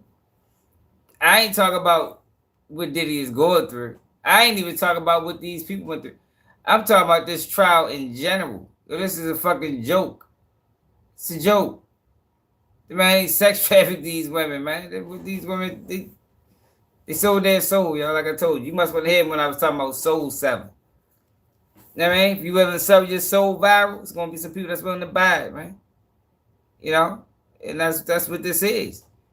Everybody that was around Diddy participating in these activities sold their soul. Young Miami ain't do freak offs. What's the other girl name? Jen. She ain't do freak offs. This girl wanted in. Cassie wanted in. And you know the thing about wanting to get in is you don't know what that looks like. You know what I mean? You want to get in these doors, but you don't know what's in these doors. Remember Norris said it's a door? It's a door, man. He said, I don't know if it's gay. I don't know if it's homo. I don't know what it is, but it's a door. And you can choose to go in door number A or door number B. But once you get in the door, you can't then come out and say you was a victim because you wanted in. All I did was open the motherfucker. You knocked, I opened. You could have kept going. Shit is funny, nigga. It's fucking hilarious.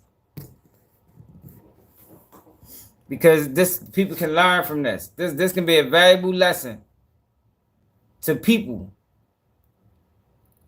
Be careful what you ask for, man.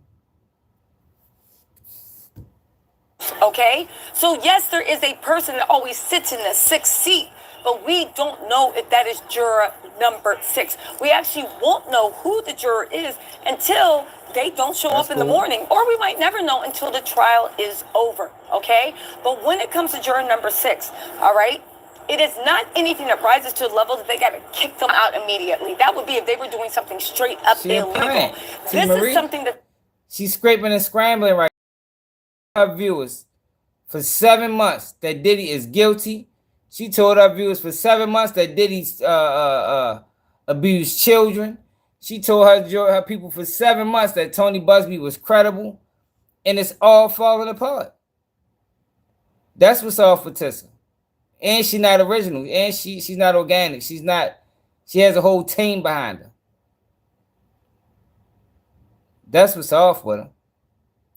They losing control of the narrative. See, they thought by bringing these people on YouTube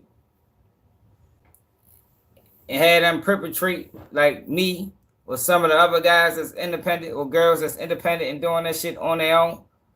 They thought they can bring these people in and they can just they was gonna be able to blend in. You understand what I'm saying? But if you watch them close enough, you see what's really up with them. You see what's really up with them. And they're getting exposed. They thought they was going to be able to bring these people in. And just because they rise their numbers up and send most of their way, that they was going to be able to control the narrative. And in this Diddy case, they lost it. They lost control of the narrative. It's too many other people in the courtroom reporting the truth. And what's really going on. And what's really going on is the fucking United States government is getting spanked. They're getting spanked so bad that they're trying to remove a juror. Fuck you worried about a juror for? You know, y'all got a strong case, right? Keep presenting it. No, they trying to remove a juror, a black woman, from what I understand. Because they see what's going on. They see the case is garbage. They see what the fuck it is. Man, Baltimore slang, you hear me? You already know.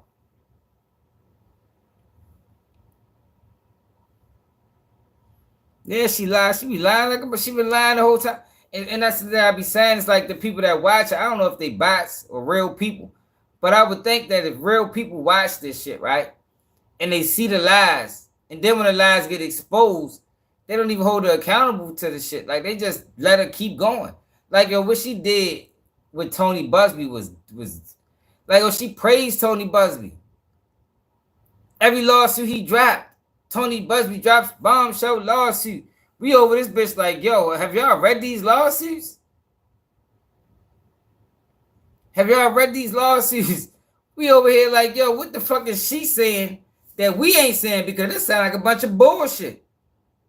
Tony Busby is an extortionist.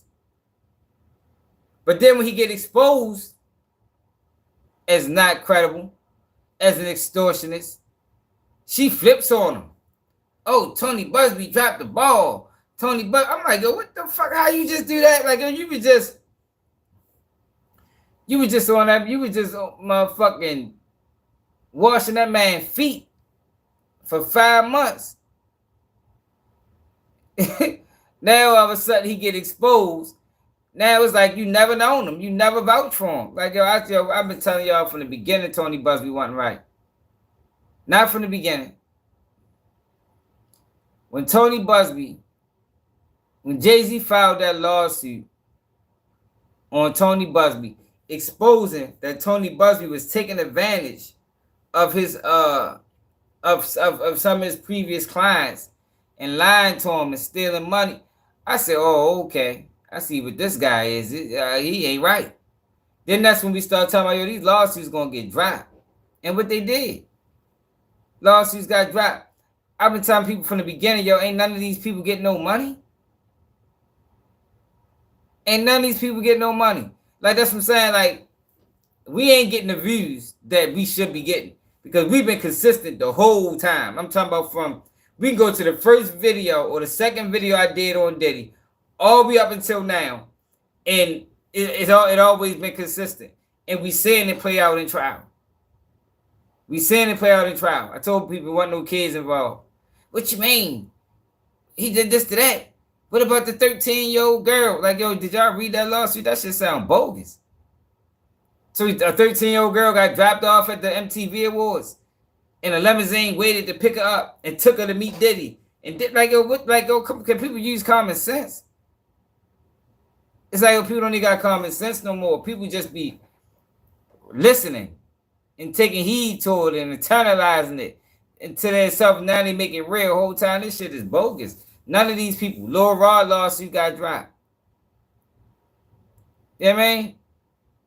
None of these lawsuits, it wasn't about money.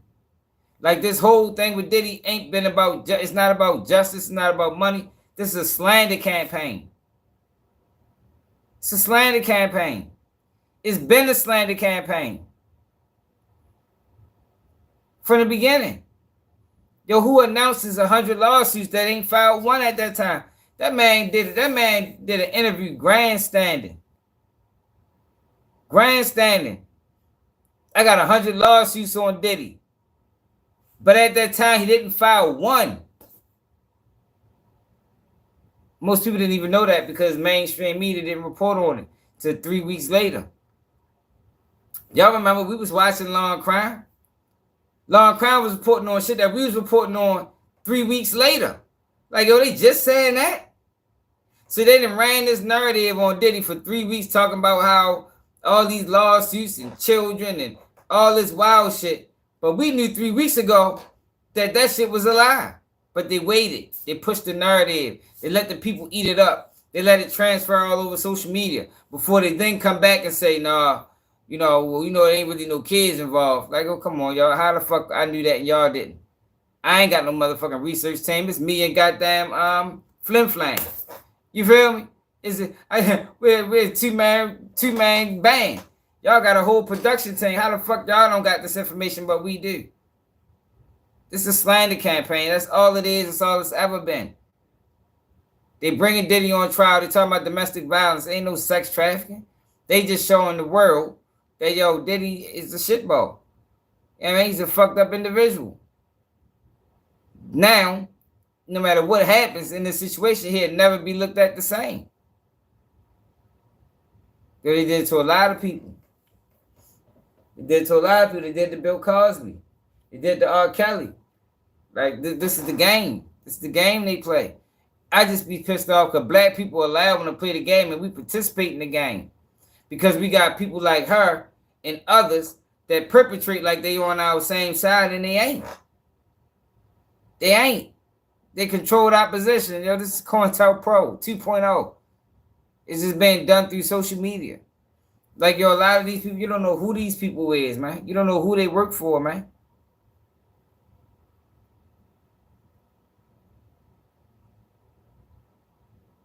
Nah.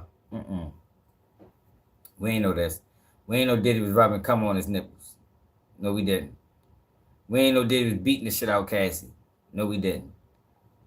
We didn't know. It's the difference between having an idea, thinking, and knowing. You understand what I'm saying? We know now. It ain't up for debate. We know that Diddy is a horrible person. But we also know, or we should know, that Diddy didn't sex traffic these people. Convicting Diddy and giving Diddy 30 years for being a horrible person is a miscarriage of justice. If Diddy was going to trial for domestic violence, I wouldn't have nothing to say. If Diddy was on trial right now for domestic violence, I would be like, yo, fuck, hey, you gotta stand on that shit, bro. Like, you did that. But the fact that they try and make this a RICO, a criminal enterprise,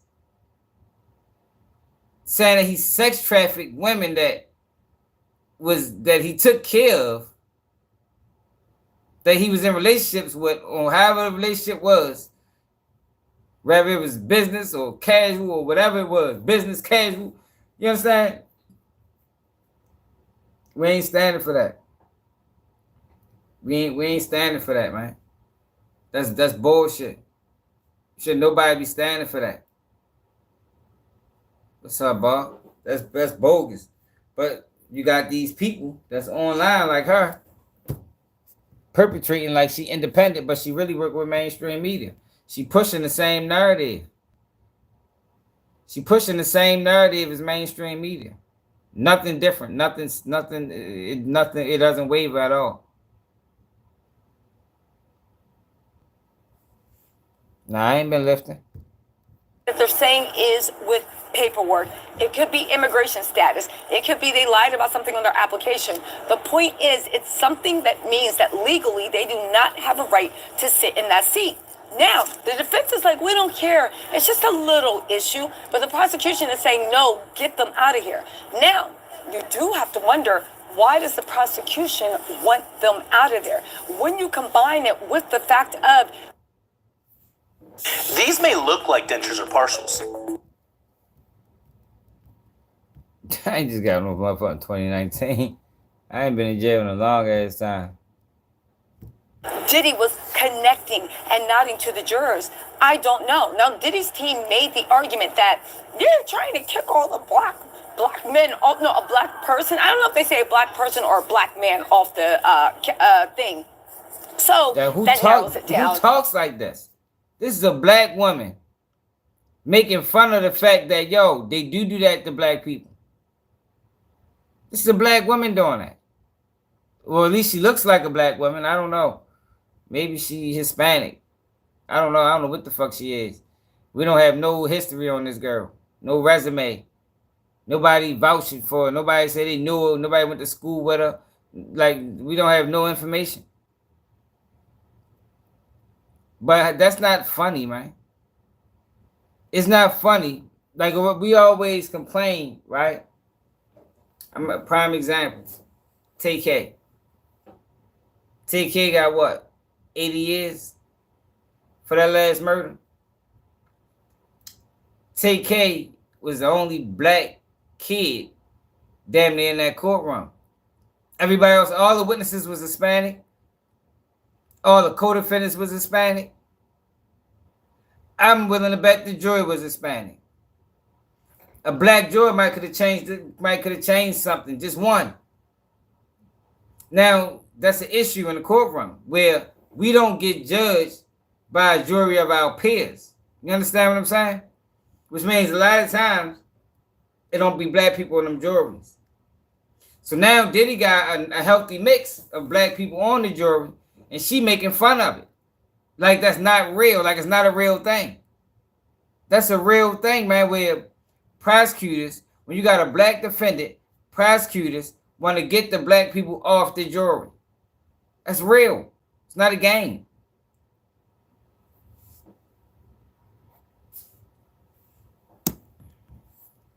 The jury is about half black, half white. And when it comes to male, that narrows it down even more. However, I don't know if they say it's a black person or a black male. I actually have to go look at the transcripts, okay? The point of the matter is that's how we got it in our heads that it was black, because Diddy's lawyers keep leaking stuff when they're on the stand. I don't know if they're leaking, but they want everybody to know, okay? So where are we at with that, okay? Well, we need to talk about quite a few things, right?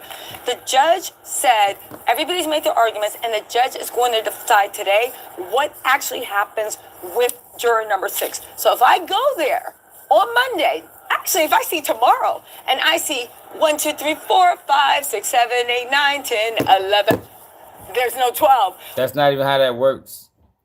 There's going to be an alternate. It's not going to be 12, 11 jurors deciding Diddy's fate. Now, if you go in there tomorrow and one juror that's normally there isn't there, and she's replaced with another juror, then you'll know that, oh yeah, they got her off the bench. But it won't be no 11 people on there. Like, that's not how that works, Slim. Way people act, I don't want to hear anything. And let me tell you something. To all the weak, dumb, ignorant people, all right, saying she a gold digger, all right, gold diggers can't be abused, or do they deserve it? Because how dare they get what, more than you spend 40 hours a week slaving away for? Gold digger. Yeah, what is she talking about? I ain't never said that she was a gold digger. I said she sold her soul. She sold her soul, man. She sold her soul. Motherfucker brought it. You know what I mean? If you out this bitch, car insurance for $19 a month. If you out this motherfucker with your soul for sale, somebody will buy that motherfucker, man. I told you that the soul selling market is always going to be, it's always going to be a large market for that. You know, souls are expensive, yo. You can do a lot with a motherfucking soul, man. You understand what I'm saying? Like, real talk. See, yo, niggas be thinking I be joking, yo, but I don't be joking. I be dead serious. I just do it in a joking way. Like, everything I said about these people, about this case, I mean that shit. We just joking about it. Yo, but I don't just be on this motherfucker talking. So I don't want people to ever think that. Yeah, I might joke and laugh, you know, because it's entertainment. But I'm dead serious at the same time. Like, for real. Like, Shorty sold her soul, man, and Diddy brought it. Like I said yesterday, who's worse? Who do you blame? The seller or the buyer? Because if it wasn't no sellers, it could be no buyers. You understand what I'm saying? If there wasn't people willing to sell their soul, it wouldn't be buyers. She wanted in. I ain't calling no gold digger. Fuck her. No. She wanted in. By any means necessary. So she sacrificed herself. She sacrificed her morals, her principles, her relationship, her child. She sacrificed herself. And she benefited. She rode private. She went on trips. She got nice gifts. You can't be no victim. Fuck you, man. You ain't no good. These people not victims, man. That's the thing that be pissing me off with this whole, with a lot of people coverage of it. Like, how are you a victim?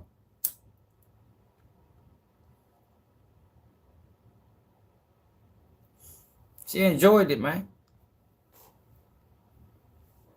And what you gonna hear from Sean G, he brought up a good point. Once the federal government got to this girl, then she started changing her story up. And what I said, he gonna say some shit that I said. Yo, it'd be crazy, y'all. Like, I be saying some of the things, and then it come out in court.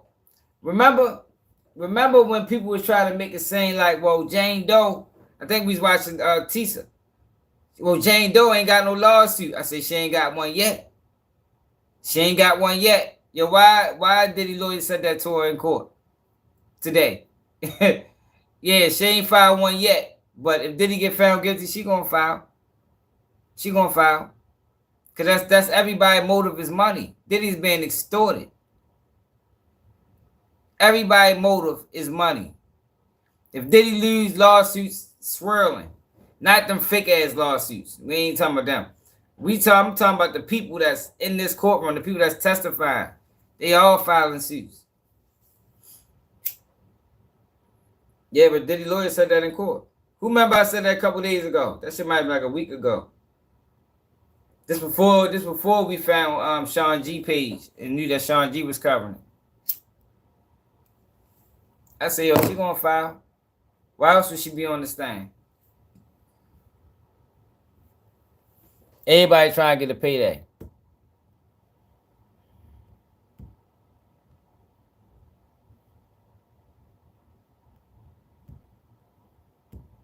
This has been a real contentious point. 59 thumbs up. I need 100. Put me on 100. Skip the rental counter with Turo. Rent just about any car.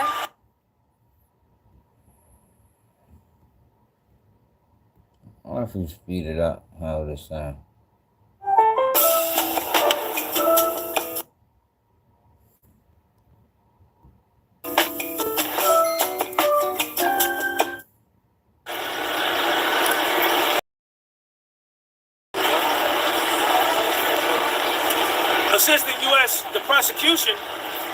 Assistant U.S. Attorney Comey wants to enter into evidence a statement Jane Doe made about abuse and being forced and being coerced and being trafficked after Cassie.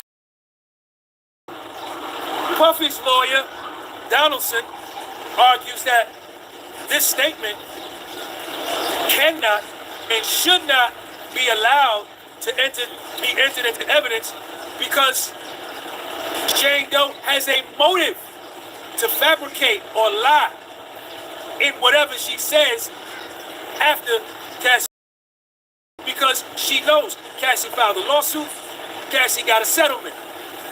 Also, she has been given immunity from prosecution by the prosecution, and the prosecution is the only person that judges whether her testimony is true or lies. And she is already a witness for the prosecution. So, those being the facts, that statement should not be allowed. That evidence should not be allowed. Give the video a thumbs up. I got 300 of y'all in here. I only got 81 thumbs up. So, Ms. Comey comes back and says, okay, you don't got to put the whole text message in. Oh, no, it was one of her notes. It was one of Jane Doe's diary notes to herself in her phone. You understand? The prosecution says, okay, you don't got to put the whole note in there, but just put this one line in there, out of the note, where Jane Doe says she was trafficked, coerced, and forced. Donaldson, Puffy's lawyer, jumps up and says, nah, none of that should be in there. So they started arguing this morning. And they just got finished arguing about it now. And the judge, Puffy's lawyer, jumped up. He cited case law. He brought up prior cases, Supreme Court cases, federal court cases, showing that this statement and this evidence should be inadmissible. Assistant U.S. Attorney Maureen Comey jumps up. She's stating her case. They going back and forth. The judge Well, let me check this out. Let's take a 10-minute break. Let me check this out, and we'll come back. I need 200 thumbs up. 200. Put it on 200. So in the end, the judge denied, and this was a win for Puffy. The judge sided with Puffy and the defense that this note and that line will not be admissible. I'm denying it. Integrity never went out of style. So what we found out is that, remember I shared with y'all earlier that Jane Doe, her whole mentality, her whole attitude changes after Cassie files a lawsuit. Jane Doe starts 2 fights with Puff. She takes Puffy's head and slams it. She told 3 versions. She slams it into the counter, she pushed it into the counter, and she moved it toward the counter, whatever. She threw a champagne glass at him. She threw two champagne glasses at him. They break. She threw 2 candles at him. He gets the candle wax on him. She punched Puffy in the face. Bam. Now she say, Puffy, kick her in the back of her leg, knock her down, put her in a chokehold. This is after the Cassie lawsuit. Drag her by her hair.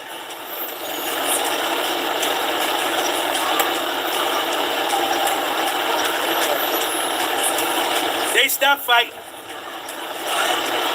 They make up. They have sex. They make love. A day or 2 goes by, some time go by.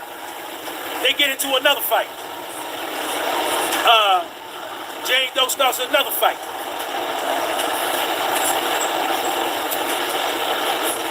She's describing this fight. She's in the shower. She puts on a dress. She's got on a dress. But she changes. You see how Tissa Tells told this story? Tissa Tells told this story like this was all one night. This is 3 separate occasions. Y'all remember she just told this story yesterday or the day before. But she told it as if this was all one. Or am I tripping? Did she not tell this story like this was all happening one night? For people that was on that live? Well,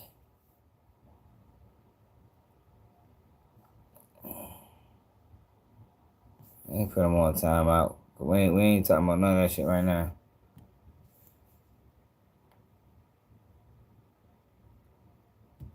From that dress into another dress.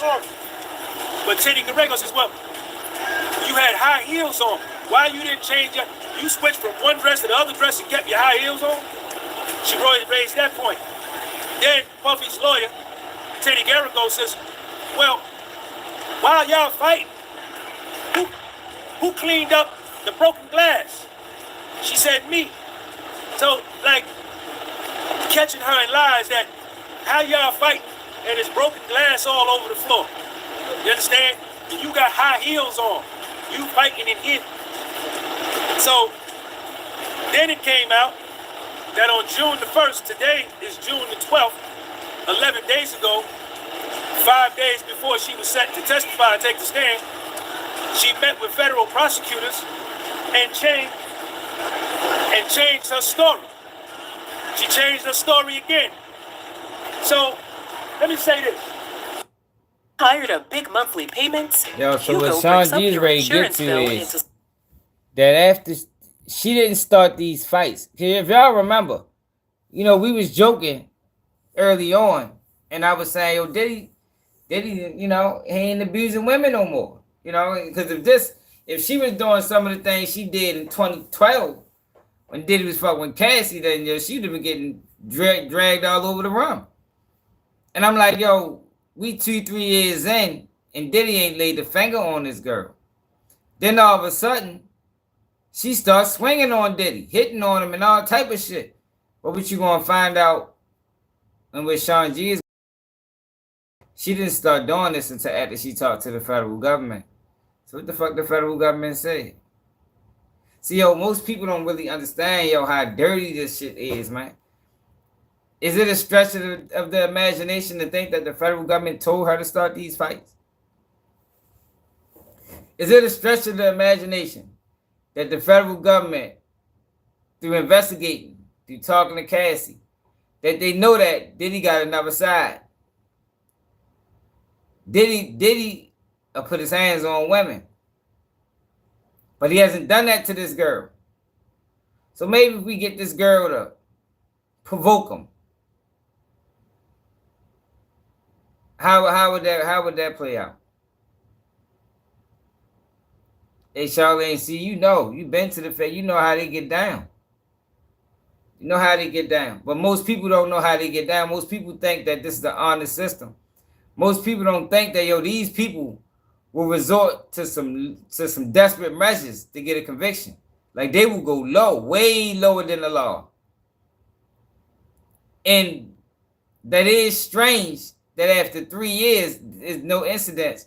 And then now, as soon as the Cassie thing dropped, she started putting her hands on. Like, this is a woman that said she was scared of Diddy. This was a woman that said she was sex trafficked.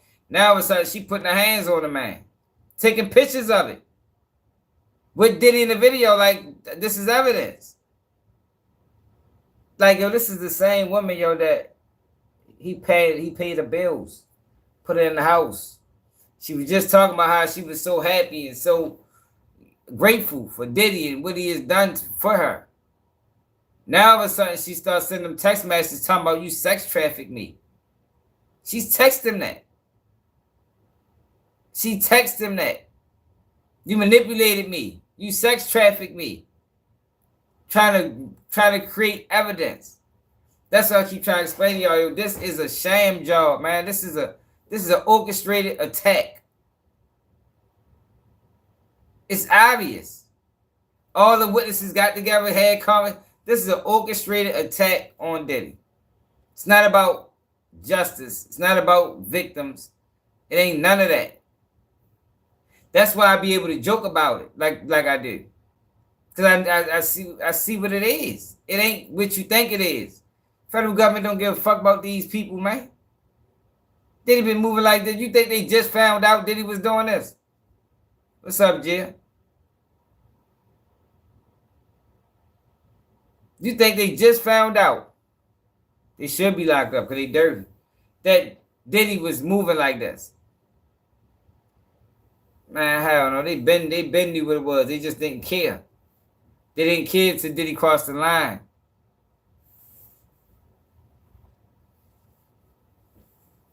Janice, what up? What's up? What's up? What's up? What's up, Deborah? Hit that like button, y'all.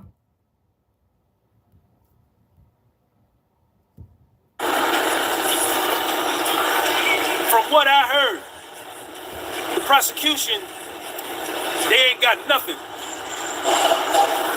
Right? What that, how you doing? Left early? They still going, you left? Yeah. Why you leave? Okay. I'll see you tomorrow.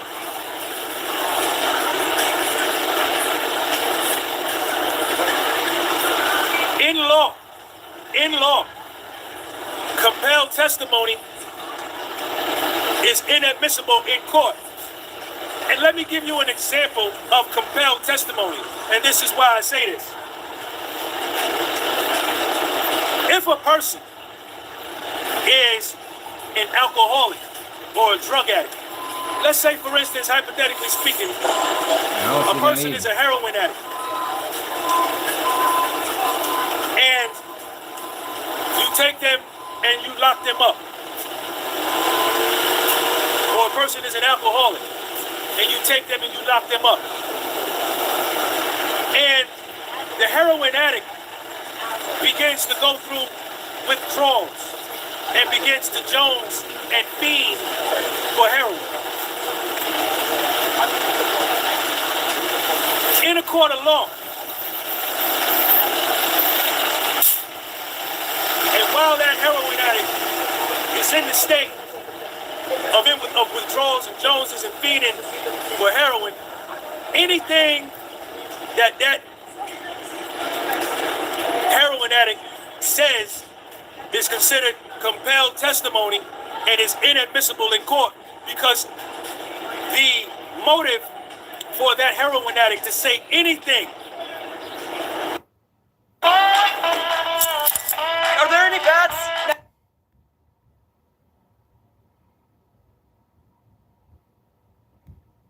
I think he's just doing that because I think at that testimony, y'all, that shit stops. He's doing that because her testimony is that Diddy, I was scared to leave because Diddy wasn't going to stop paying my bills. So this is an argument for the defense to say, well, he's still paying your bills. They're going to do that in closing. If you were so scared of him not paying your bills no more, if you didn't do freak-offs, well, why the fuck is he still paying her bills? I think that was a defensive strategy. To put himself in a position where he can get to his drugs, and sorry about that, y'all, and satisfy his Jones. It's called compelled testimony. It is looking like a joke. That's why something like that happened in another case I was following. You can't believe nothing that heroin addict is going to say because they're going to say whatever they need to say to get free so they could go and get their fix. Just like a person with immunity who got charges over their head. I told y'all, I watched the guy plead guilty to a murder he didn't commit, man. Like, yo, people don't understand, yo. Some people are scared to death, and they will say anything. They will say anything, man. Right? And the fact that they're in pain and suffering withdrawals, their testimony is not voluntary. It's compelled. Now, every witness for the prosecution has had the motive to lie. All of them, or several of them, have been subpoenaed and given immunity from prosecution if they testify for the government, for the prosecution against Puff. And where they are compelled to testify along the line of the prosecution is either they have financial incentive, Dawn Rashad, $6.45 million, Mia, $10 million, Brianna Bongelin, $10 million, right? And Jane Doe and Donaldson brought this up while him and Miss Comey were arguing, saying, yeah, Jane Doe ain't filed no, because Maureen Comey says, well, Jane Doe ain't filed no lawsuit against Puff. So she has no motive to lie after the Cassie lawsuit. But Puffy's lawyer jumped up and said, she ain't filed no lawsuit yet. Yo, what do I be saying, yo? Like, it was crazy that, yo, I be saying these things, then this shit come out in court days later. Like, everybody is suing, man. Everybody. Like he said, Cassie, $20 million.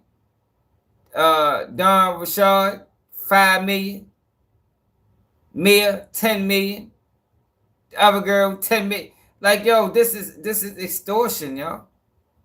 It's extortion.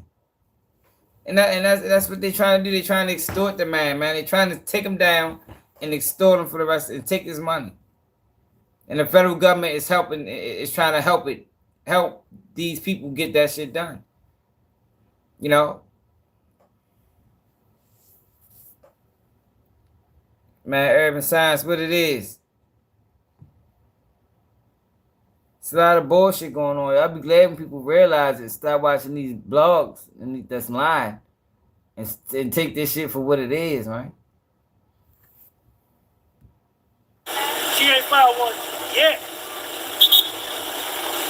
See, what Jane Doe is doing, what Jane Doe is doing, she's trying to play both sides of the fence, right? First, she was on Puffy's team as a defense witness.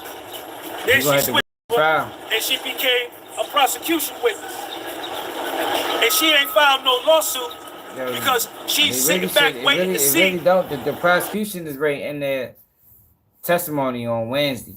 If I was Diddy defense team, I wouldn't call nobody. I wouldn't call nobody, man. I rest my case. I don't think they need to call them back. The state ain't proved sex trafficking. Not by all these women. That's what I'm saying. All it takes is the juror or two. All it takes is the juror or two to sit back and evaluate this situation. And be like, yo, y'all knew what this was. Yeah, man. He's like, I ain't trying none of that shit. And a part of the jury testimony or the jury instructions is, and I said this yesterday, but I gotta clarify. So let me see if I can pull it up.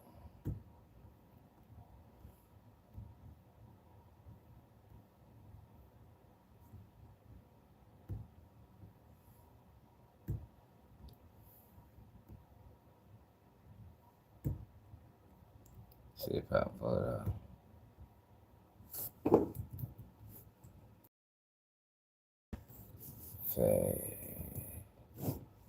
Jury instructions.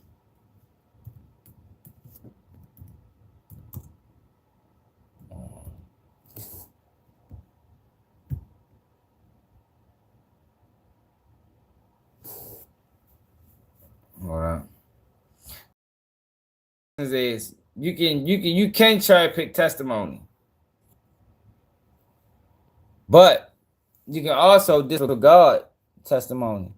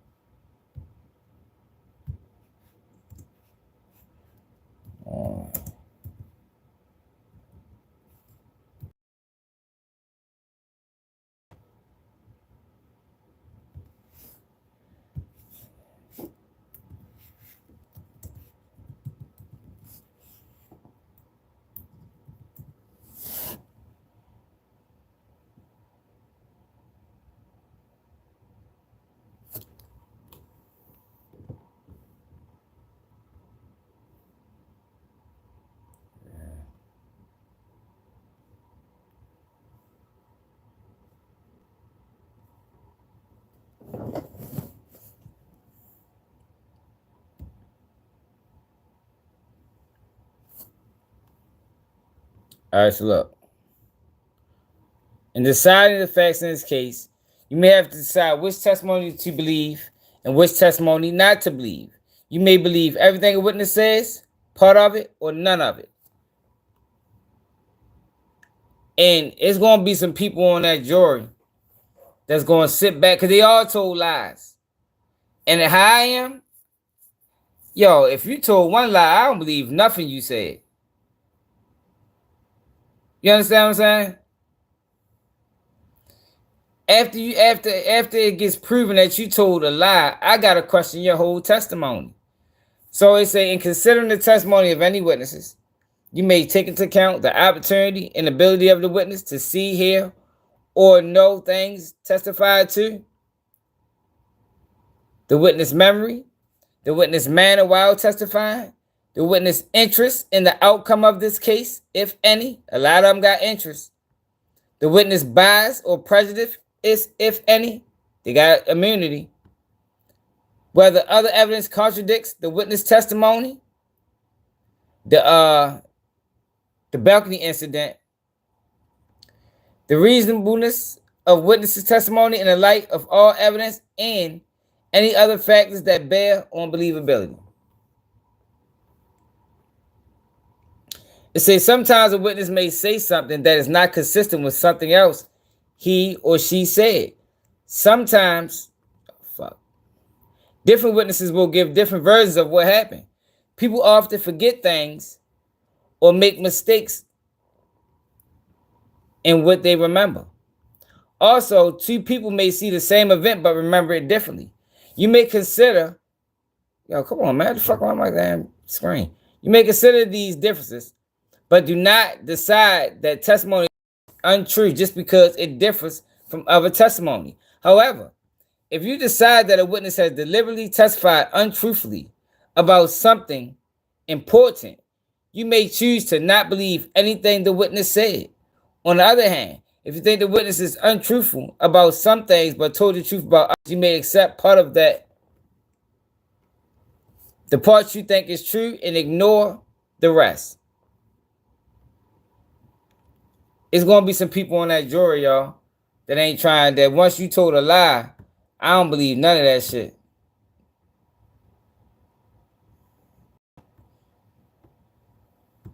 If Puffy gets convicted in the RICO, there's an asset forfeiture clause. If Puffy is convicted, and once he exhausts his appeals, and the Southern District of New York goes after all of his assets. Because urban science, that's what I've been telling y'all the whole time.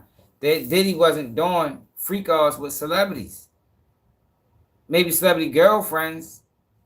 But see, the mainstream media confused people into believing that Diddy parties was the problem. Diddy parties wasn't the problem. Diddy freak-offs wasn't even a problem, but Diddy parties wasn't the basis or wasn't the subject of this investigation. It wasn't the parties. It was the parties he had with his females. It was the sex parties.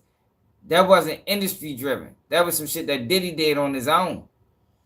So it wasn't no celebrities. It wasn't never any celebrities. Like I've been saying for the longest time. I've been telling people for the longest time, it ain't no celebrities, man. When everybody else is pushing that line on who's going to testify, who's going to be exposed, who they got on video, I'm like, yo, what are y'all talking about? Ain't nobody on no video like this. This is Diddy and his girlfriends. Like, you got to realize, everybody can't come to the freak off, man. We need to get Tissa Towers in one of them motherfuckers one of these days. But outside of her, everybody can't come to no freak off. That shit is sacred. You got to keep the freak offs under wraps. You understand what I'm saying? Like, you think the whole industry knew that Diddy was getting put on his nipples? I don't think anybody knew that. I think Diddy kept that shit close. You feel me? Hey, like, that's just what it is, man. Like, you can't divulge that information. Like, how do you even come out and say that? Hey, man, look, man, you know I be freaking off and shit, you know. I got 50 baby motherfucking 5 guys a night. While I watch and record. And we all babied on down. Man, I don't think he's sitting there talking to anybody. I mean, Daphne didn't even know. 50 baby mother didn't even know that Cassie was freaking off. Diddy didn't even talk about his previous freak offs with his new girls. Like, that's some shit he kept on the low, man. That's some shit he kept on the low.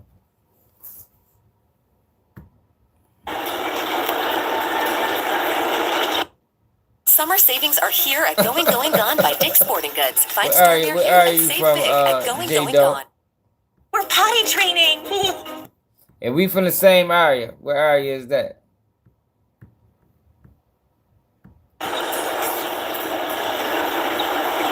And he's going to be doing 20 or 30 years. Jane Doe, I bet you $10 against a bucket of doo-doo. At that point, she is going to file a civil claim against Puffy if he's found guilty and exhausts all of his appeals.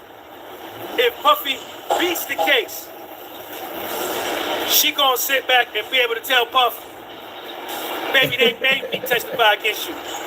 But at least I didn't file no civil suit against you like Cassie, like Mia, like Brianna, like Dawn Rashad, so she could try to get back in Puff's good graces.